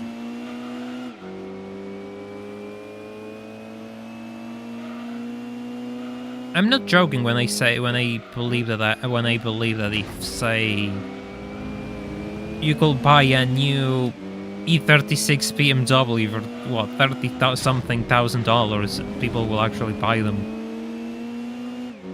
But you can't build old cars anymore, or you can't work on those platforms anymore. You need to meet all sorts of little regulations and things, and which they stack up, and then the car which people want just doesn't exist anymore. It's something similar exists, which carries on the heritage, but it's not exactly that, because it's much bigger, heavier, has all these things which people don't really care about, but they have to be because somebody said that they have to be there. Hey Elias, welcome to the stream, hope you're doing well. No! No! No! Ow! Come on, really? 6th place!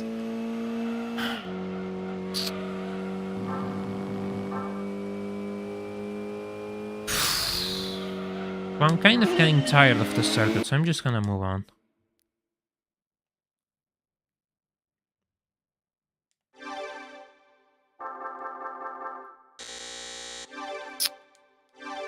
Ram Circuit is one of those circuits in GT2 where the AI is ungodly.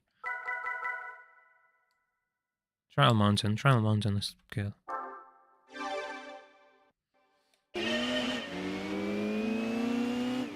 That was really annoying, actually.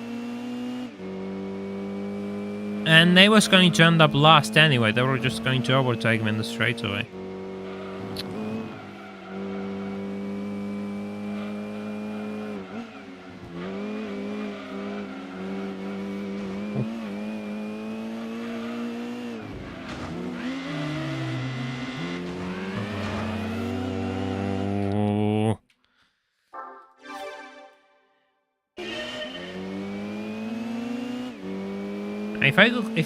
If I got paid on ketchup bags, I could actually sell them.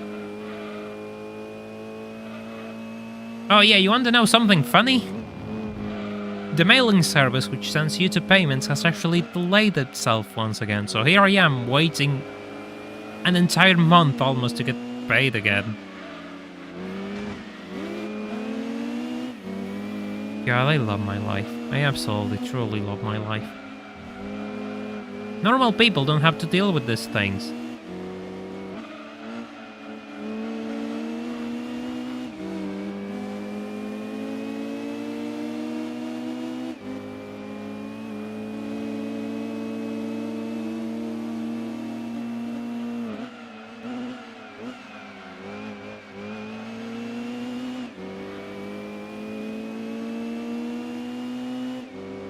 By the way, if you haven't left a like on the stream, I would really appreciate it if you did, so we can get more people to this channel.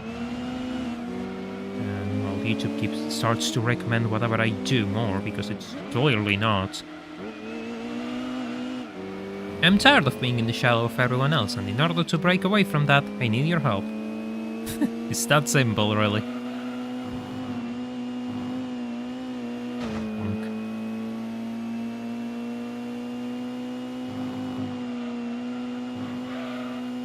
There's a 4th gear section. Uh-oh.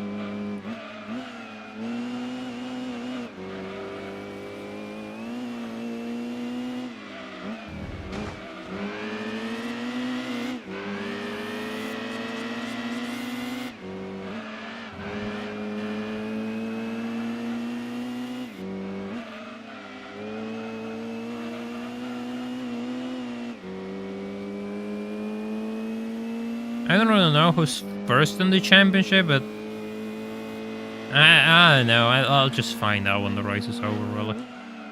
I think it's one of these guys, like a Mobile 1 and a 6. I don't know if it's this one or the other one, because there's two, which makes this even worse, because now I don't know which one is which. It's gonna be really hard to tell them apart.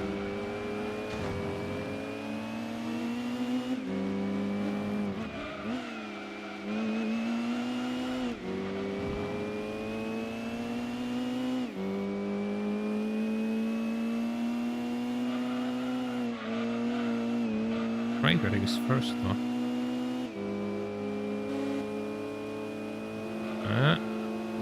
Oh no. Oh no, no, no, no, no, no, no, no, no. I should have slowed down. I should have slowed down, but no. Of course I had to just go for it. Of course I had to try it out and do that. Of course I had to go for zero risk, zero reward, 100% risk.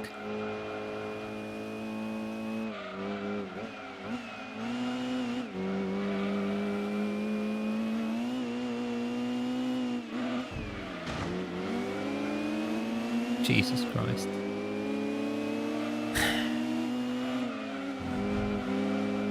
Well, at least I tried. At least I tried. Things I do for y'all. Embarrass myself and go full send.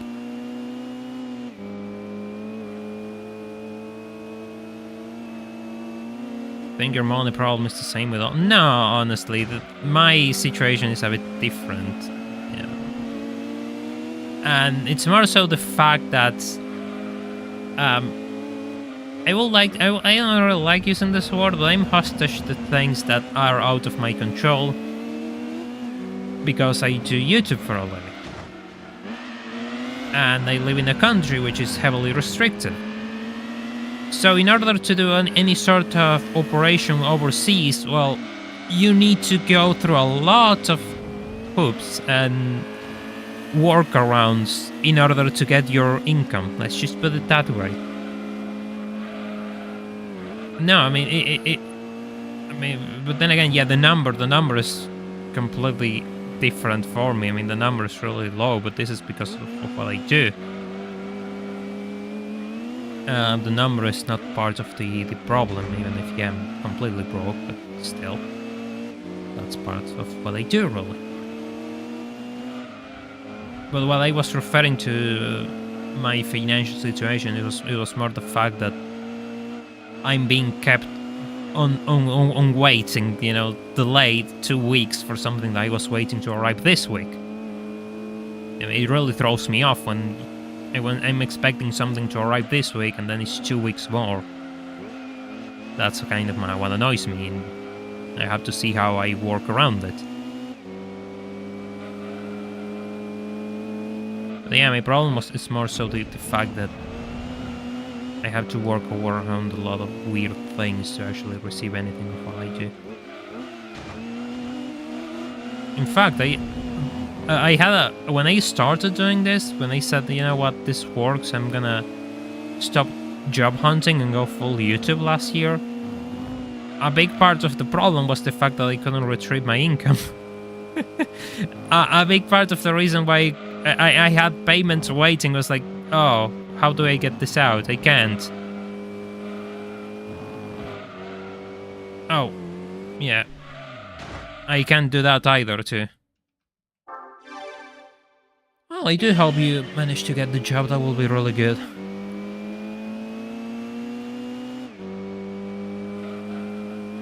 I will say cost of living in some areas of my expenses have increased here, and my income hasn't increased on YouTube. But at the same time, we're having lower inflation, which means the monstrous price hikes that we were having last year are slowing down on basic items. You know, the things that you consume for daily life, food, whatever. So that's good.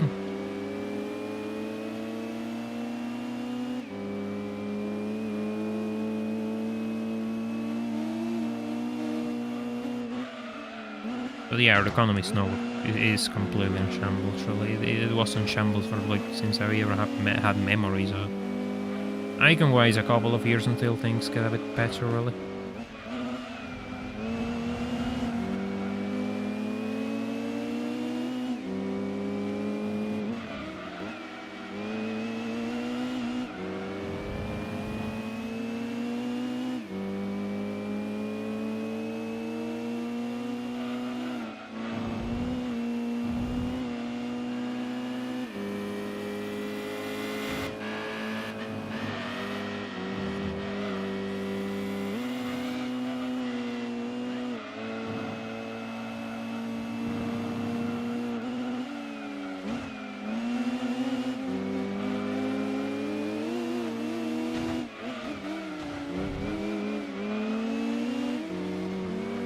I want to move overseas, so I want to try to gas and maintenance costs. I want to live in a country that has good alternatives to car. I mean, moving out is a pretty drastic thing, really. Honestly, the reason why I would like to move out is the fact that Argentina doesn't really have much options when it comes to car culture, I guess. And, well, I'm someone who wants to work with them, with cars, so the limiting fact, the limitations here are just too big. So whenever I call, but then again, I'm really far from doing anything like it, so even then I will think about it, because moving out is it's tough, you know. It's not exactly easy. There's a lot of things to get used to. People are different, all sort of things, really. Well, sure, I guess that, you know, if you move on Western spheres, you know, the culture shock shouldn't be that big. But you'll still encounter differences.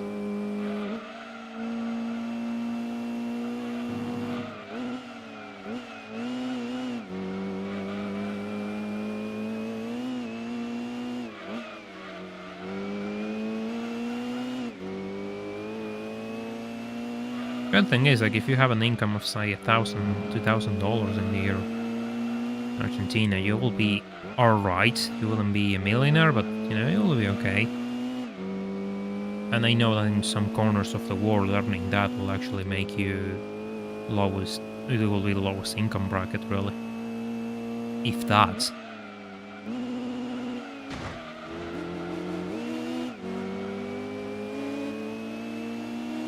But no, I'm nowhere near that income, really. you'll have to take away a lot of. I'm not in that position yet. It will be good to reach it, but the channel has to keep growing if I want to reach that position. And I have to make videos more often. I know I do. Which I might have an idea in regards to that, really. But we'll see if YouTube appreciates it or doesn't like it.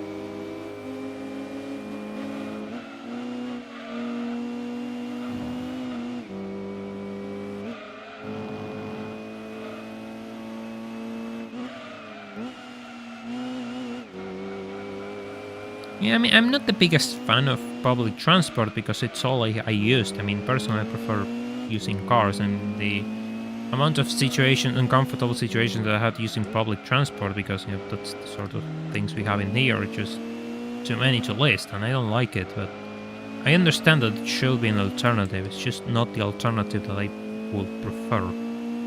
But it's okay, to each their own, I guess.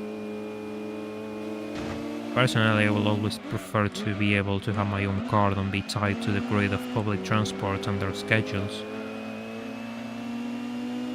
It's just not something that I enjoyed, and I mentioned before, I think.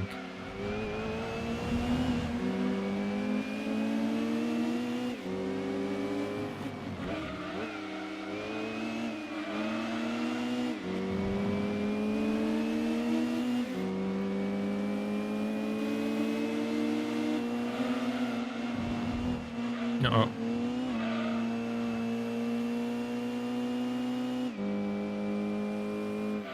1:22.666. That's my best lap. Which wasn't my previous lap, and I had to slow down because I was understeering. Take a public transport. Yeah, that's one issue. Sometimes some buses have AC here, some others don't. Yeah, using public transport during summer is one of the worst experiences that I had in my life, and I do not want to do that ever again. I'm happy between these tiny four walls and my room with my bed. That's all I need.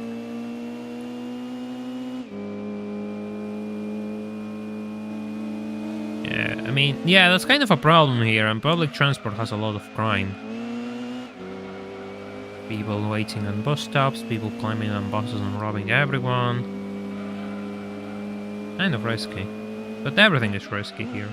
We have a really high crime rate, and there's nothing you can do about it. They don't have AC, they're just chipping out. Nice.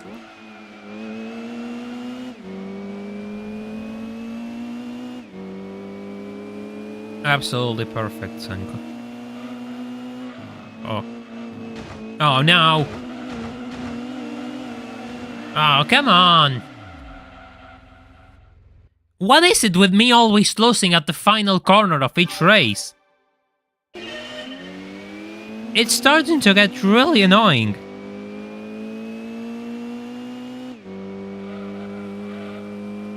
What did I even touch there? Swear to God.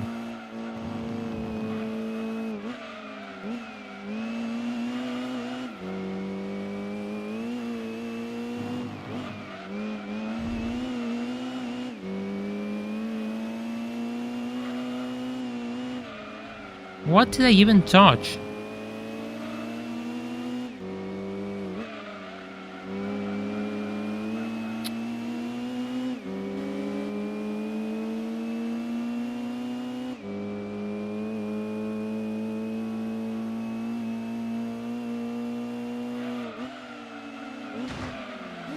Probably a bit too hard, and I'm going to lose the position nonetheless. Yep. That's exactly what happened. I swear, the moment I just stop focusing from the race itself, all of these little mistakes start happening, and I hate it. I hate it so much. I mean, everything will take me 10 times less if I actually ignored everything and just start doing races, but that's not the point of doing this live, is it?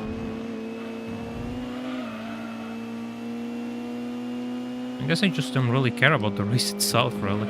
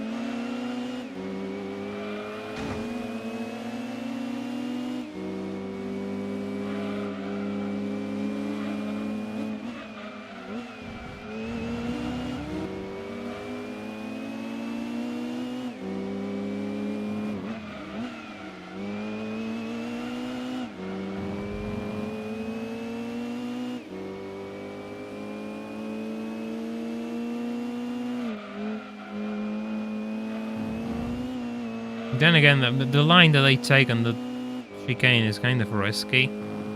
I have to admit that, but, you know, that's the way to be fast here. I could just go slow down and just take it properly, but no. No, I'm not going to do that because I have 2 cars to catch up to.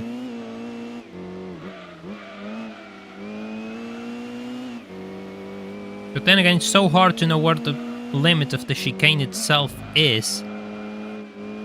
So I make that mistake more often than you will like to believe. And I'm not catching up to those guys, which is really bad. 3 seconds? How did I lose 3 seconds? Oh, they just did a double overtake on me. That was pretty synchronized. That was kind of cool, actually.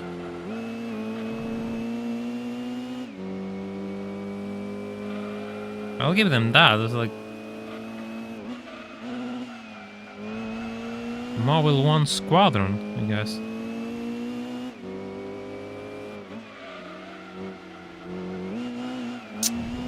It would be nice if you actually turned the RX-7, so I can actually catch up to those cars and I don't have to slow down so much. But no! You want to make this harder for me. Hey, he got airtime as well.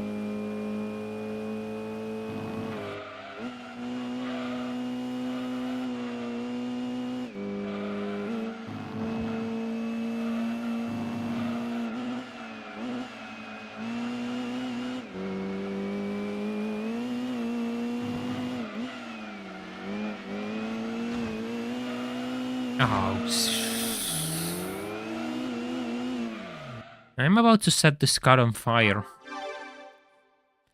I'm about to set this car on fire already. I'm losing my patience with this thing. I'm completely losing my patience with this thing.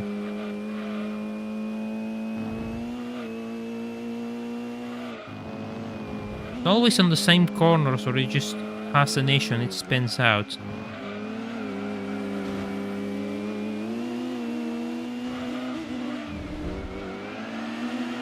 Hey, what did I say? It's always the same corners. Always the same corners.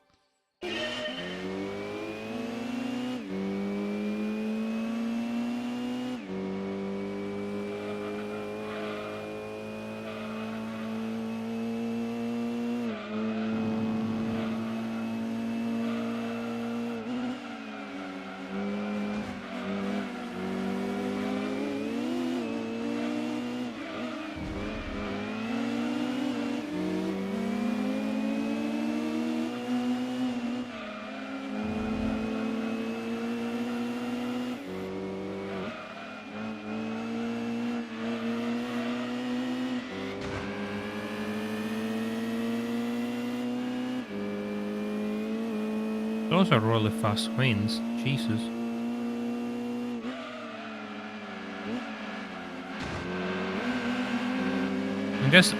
I guess that's a good place to put on windmills and generate energy.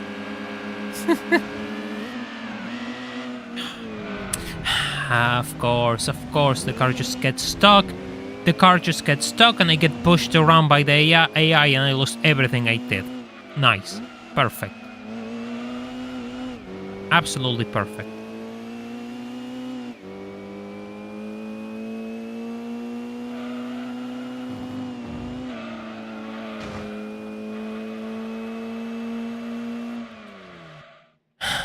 You're starting to annoy me.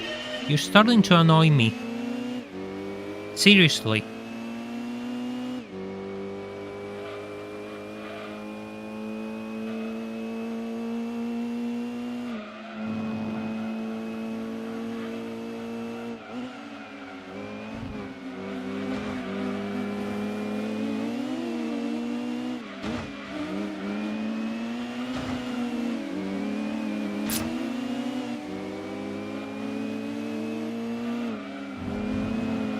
They overrev and they explode. I mean, explosions are free energy. Isn't that what they are? Just energy?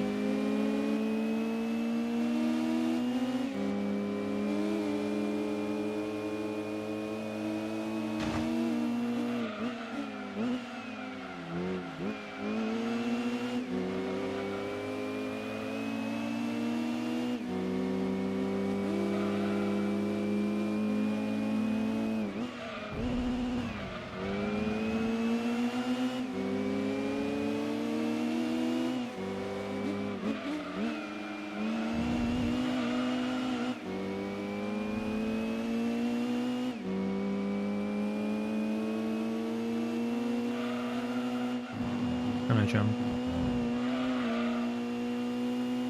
Trimming that engine while stuck on a wall, a good sign of trailing sanity. I don't really have sanity left in me. I'm just too stubborn to keep up, really.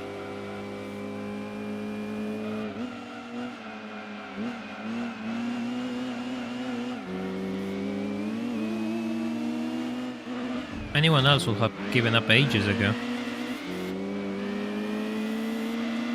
I mean, everything, really. If anyone else got dealt my hand, I would have given up so long ago. But no, here I am. Here still I'm trying to get something done, at least.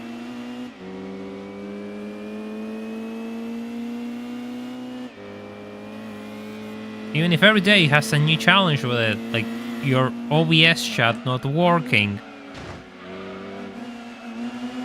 Or needing an adapter for a set of pedals and you didn't know and they cost an absolute fortune to... You'll find out more about that soon. I was expecting to reveal it this week, but it seems like we'll have to wait. Thanks to that.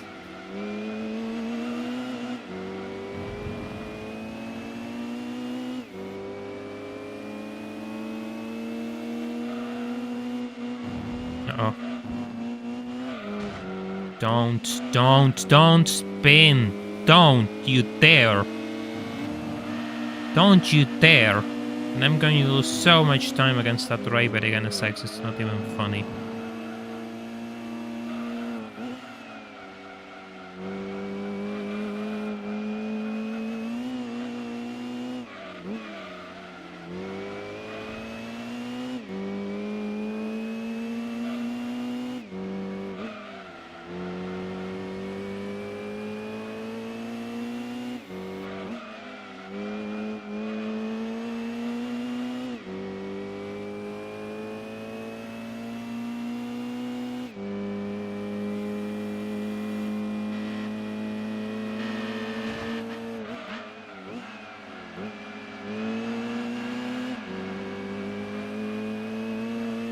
I actually didn't know that planes were fine flying to a tornado.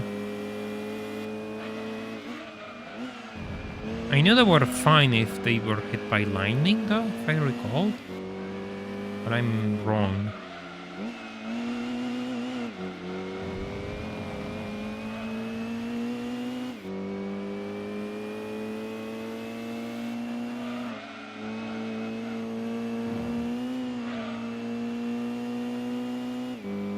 My laps are being slower and slower. I don't know if anyone noticed that. If you didn't notice, now you can't ignore it.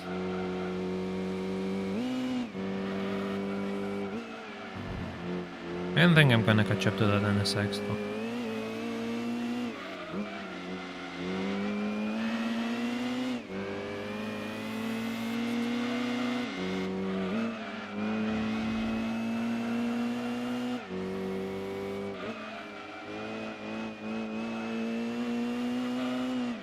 I have one lap more, but it's gonna go faster on the streets of it.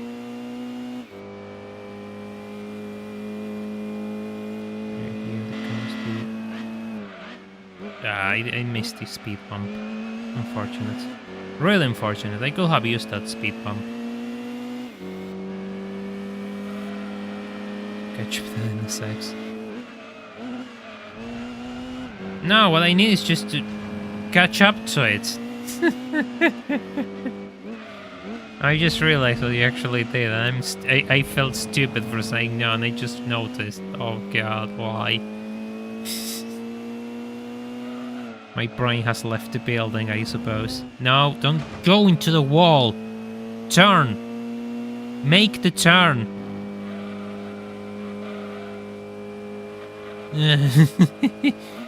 It's gonna understeer, yeah.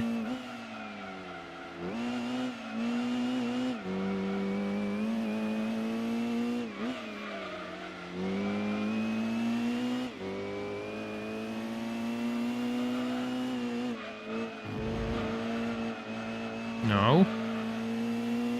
Okay, didn't spin out. That's good. That's good enough for me. Didn't spin out.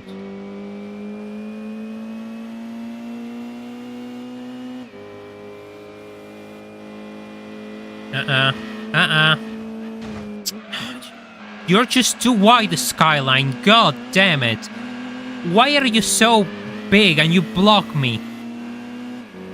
It's like putting a wall of brakes in the middle of the road, just slowing down right in front of me on the final corners of the circuit. Seriously. Seriously. Seriously, Skyline.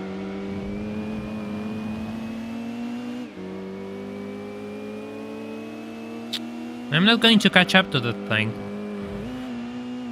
Not going to catch up to that thing. Well, didn't catch up to it. I didn't catch up to it. This is so annoying. This is so annoying. How many points I am behind? Oh, okay, that works because those other two guys are tied and the Mobile NSX is still first. And I got up to it on points, so yeah, okay. God damn it, man, that's so annoying. He just slightly overtakes me and puts the car in front of me and then just drops the brakes. That's insane. That is absolutely insane. Where is the final race? Oh god, it's Apricot Hill.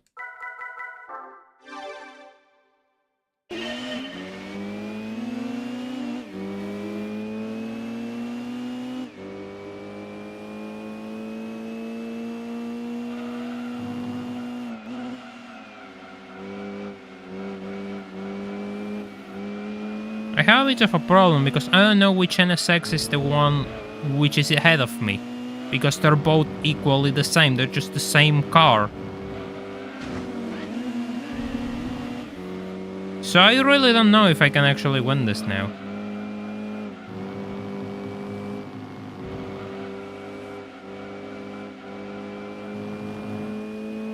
Because even if I place first, I'm 3 points behind, 19 versus 21. So he needs to place really far up the grid for me to actually have a chance.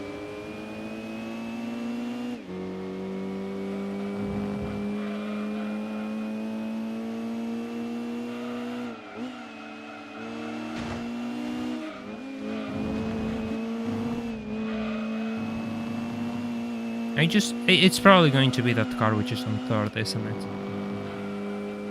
It's going to be that car which is on third, isn't it?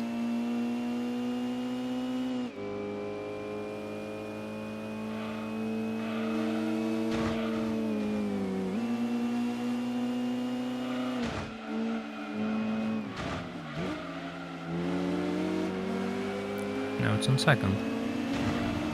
I just need to lose this race. Of course. Of course. Wait.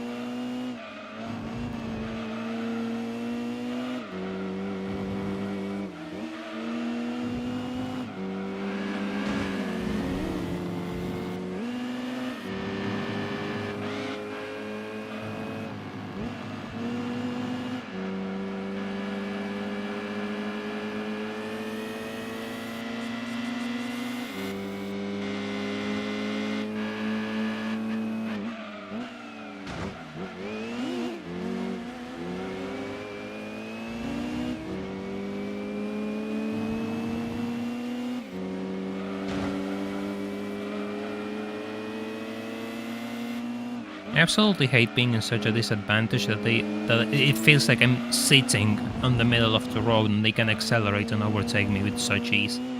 I absolutely despise that situation.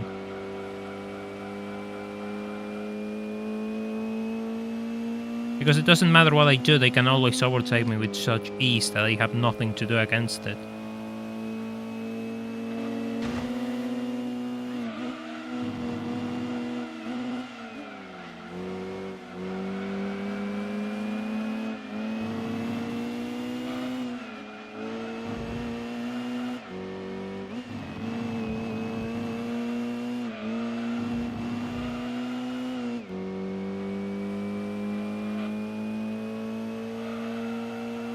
Seeing a Citroen banner next to a Subaru one feels so wrong. Why does it feel wrong? It's just advertising. You see all sorts of advertising put together. And it's not like those two brands weren't sold in the same countries, really. I don't know, I just don't think about it. I really don't think about it.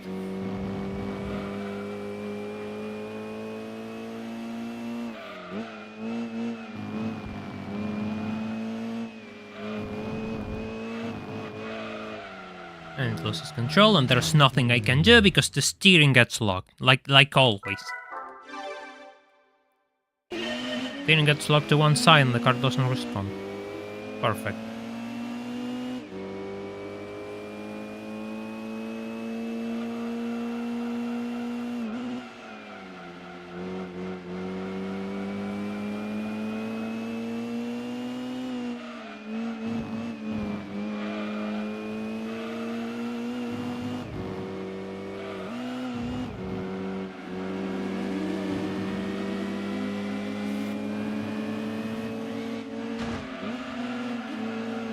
I hope it's that one. I really hope it's that one, the one which isn't my competitor.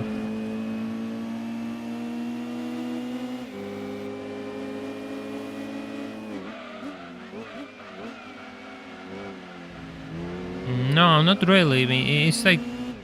It's weird because it's like the steering has no response until the car comes into a complete stop once again.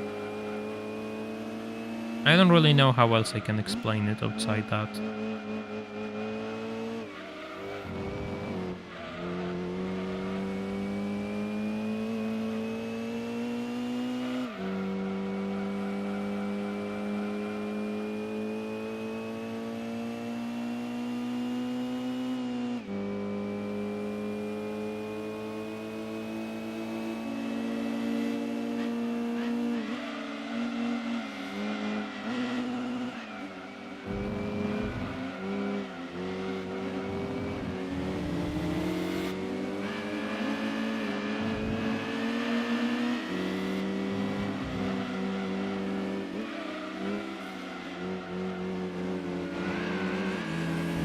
Will you all let me get out of the grass, please? Yeah, of course. Back to 6th place, of course. Of course.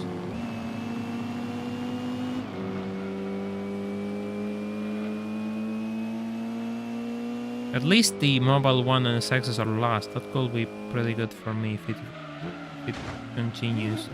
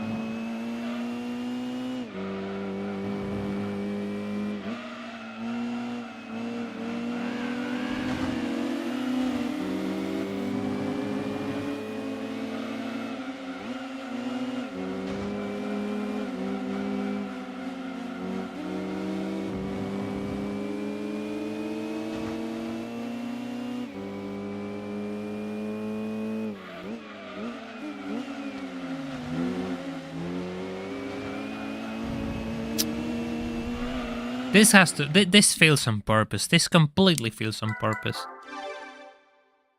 The amount of patience that you need to do this sort of things is monumental, really. All the little failures that can happen on a race, they're just so annoying. So annoying.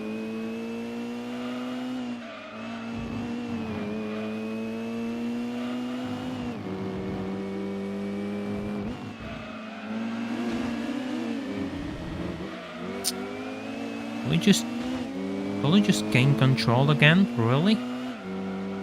Appreciate it?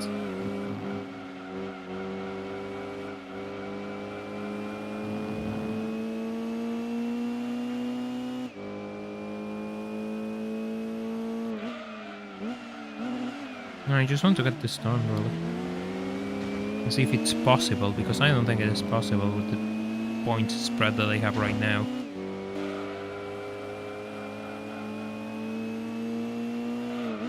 I don't really know which car. It's this one or the one which is on the lead. I really have no clue which one it is, because they're both the same. Of course, of all the cars that I could actually get in trouble with, you get in troubles with the one that I cannot recognize. Just to add insult to injury. You have any other car, but no. It has to be the one which I can't recognize. And it has to keep me guessing which one it is until the race is over.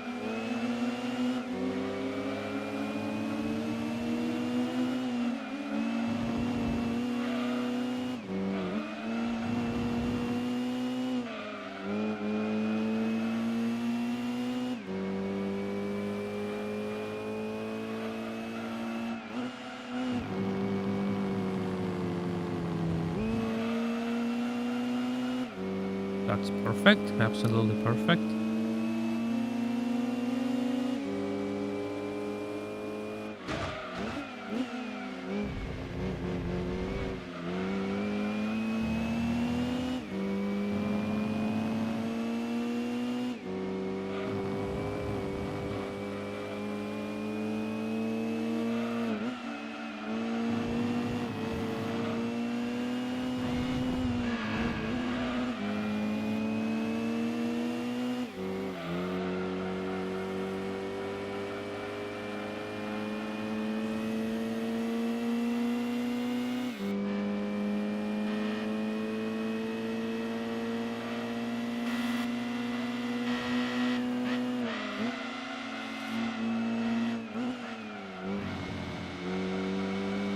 I'm just gonna say it's gonna be that car on the lead. It's absolutely that one on the lead. There's no way it's the other one. There's no way I'm so lucky.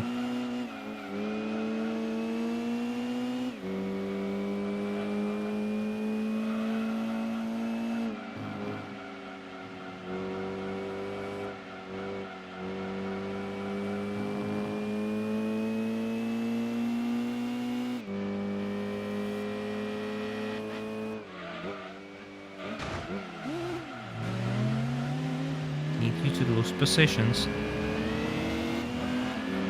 I need you to lose positions in this X.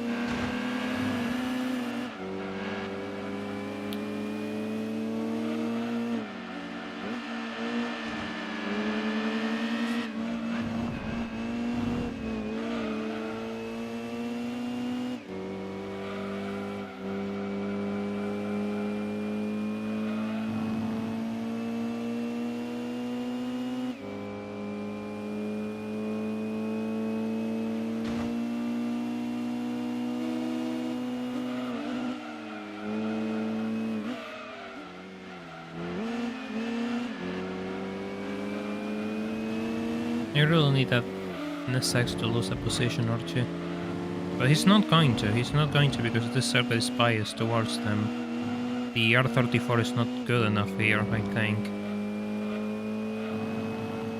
So yeah, he's gonna be in second place, which is bad for me. Because I think we're gonna be tied on points. And I don't know who's gonna win in that case. I really don't know who's gonna win in that case.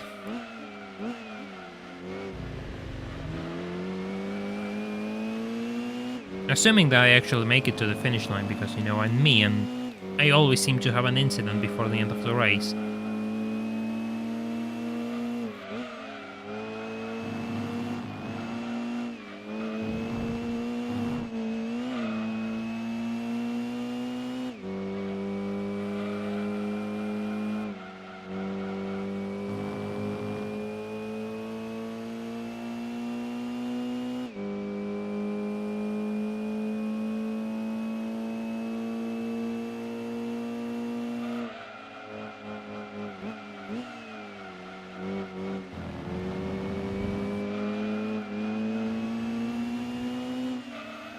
I think it's who won the race and who won most races overall, really.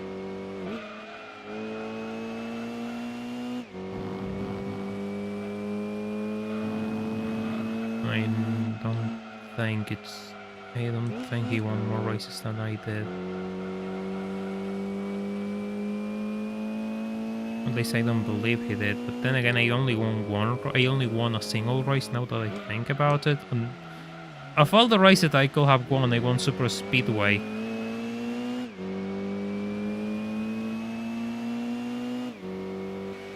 I'll try this with a CRX del Sol. Maybe another day. But that could be interesting. Then again, it has to be a green del Sol, and then I'll just say I wonder why races in Apricot Hill are so hard, and make people make videos on them saying like, you know, it's actually not so bad, you actually have to do X and Y, and don't do X and Y, do Z in the process, and keep complaining that they are too hard. Of course, they just place second and third. They just place second and third. Where did they come from? Oh well. Oh well. I guess I actually won more races than he did. I think he only won Grom Circuit, and that's where all of this started.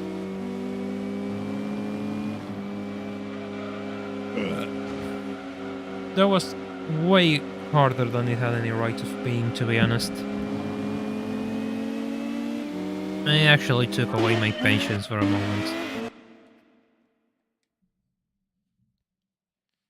But it's done. GT500 completed with a 370 something horsepower RX-7.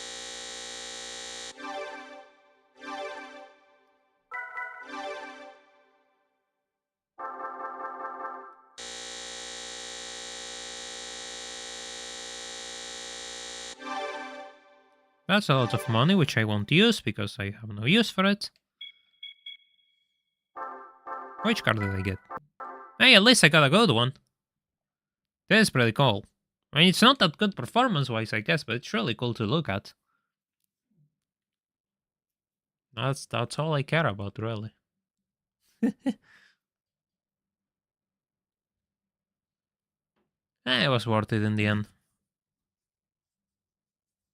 Honestly, that wasn't so hard. I just got really unlucky and out of focus, I guess. But it's not that complicated.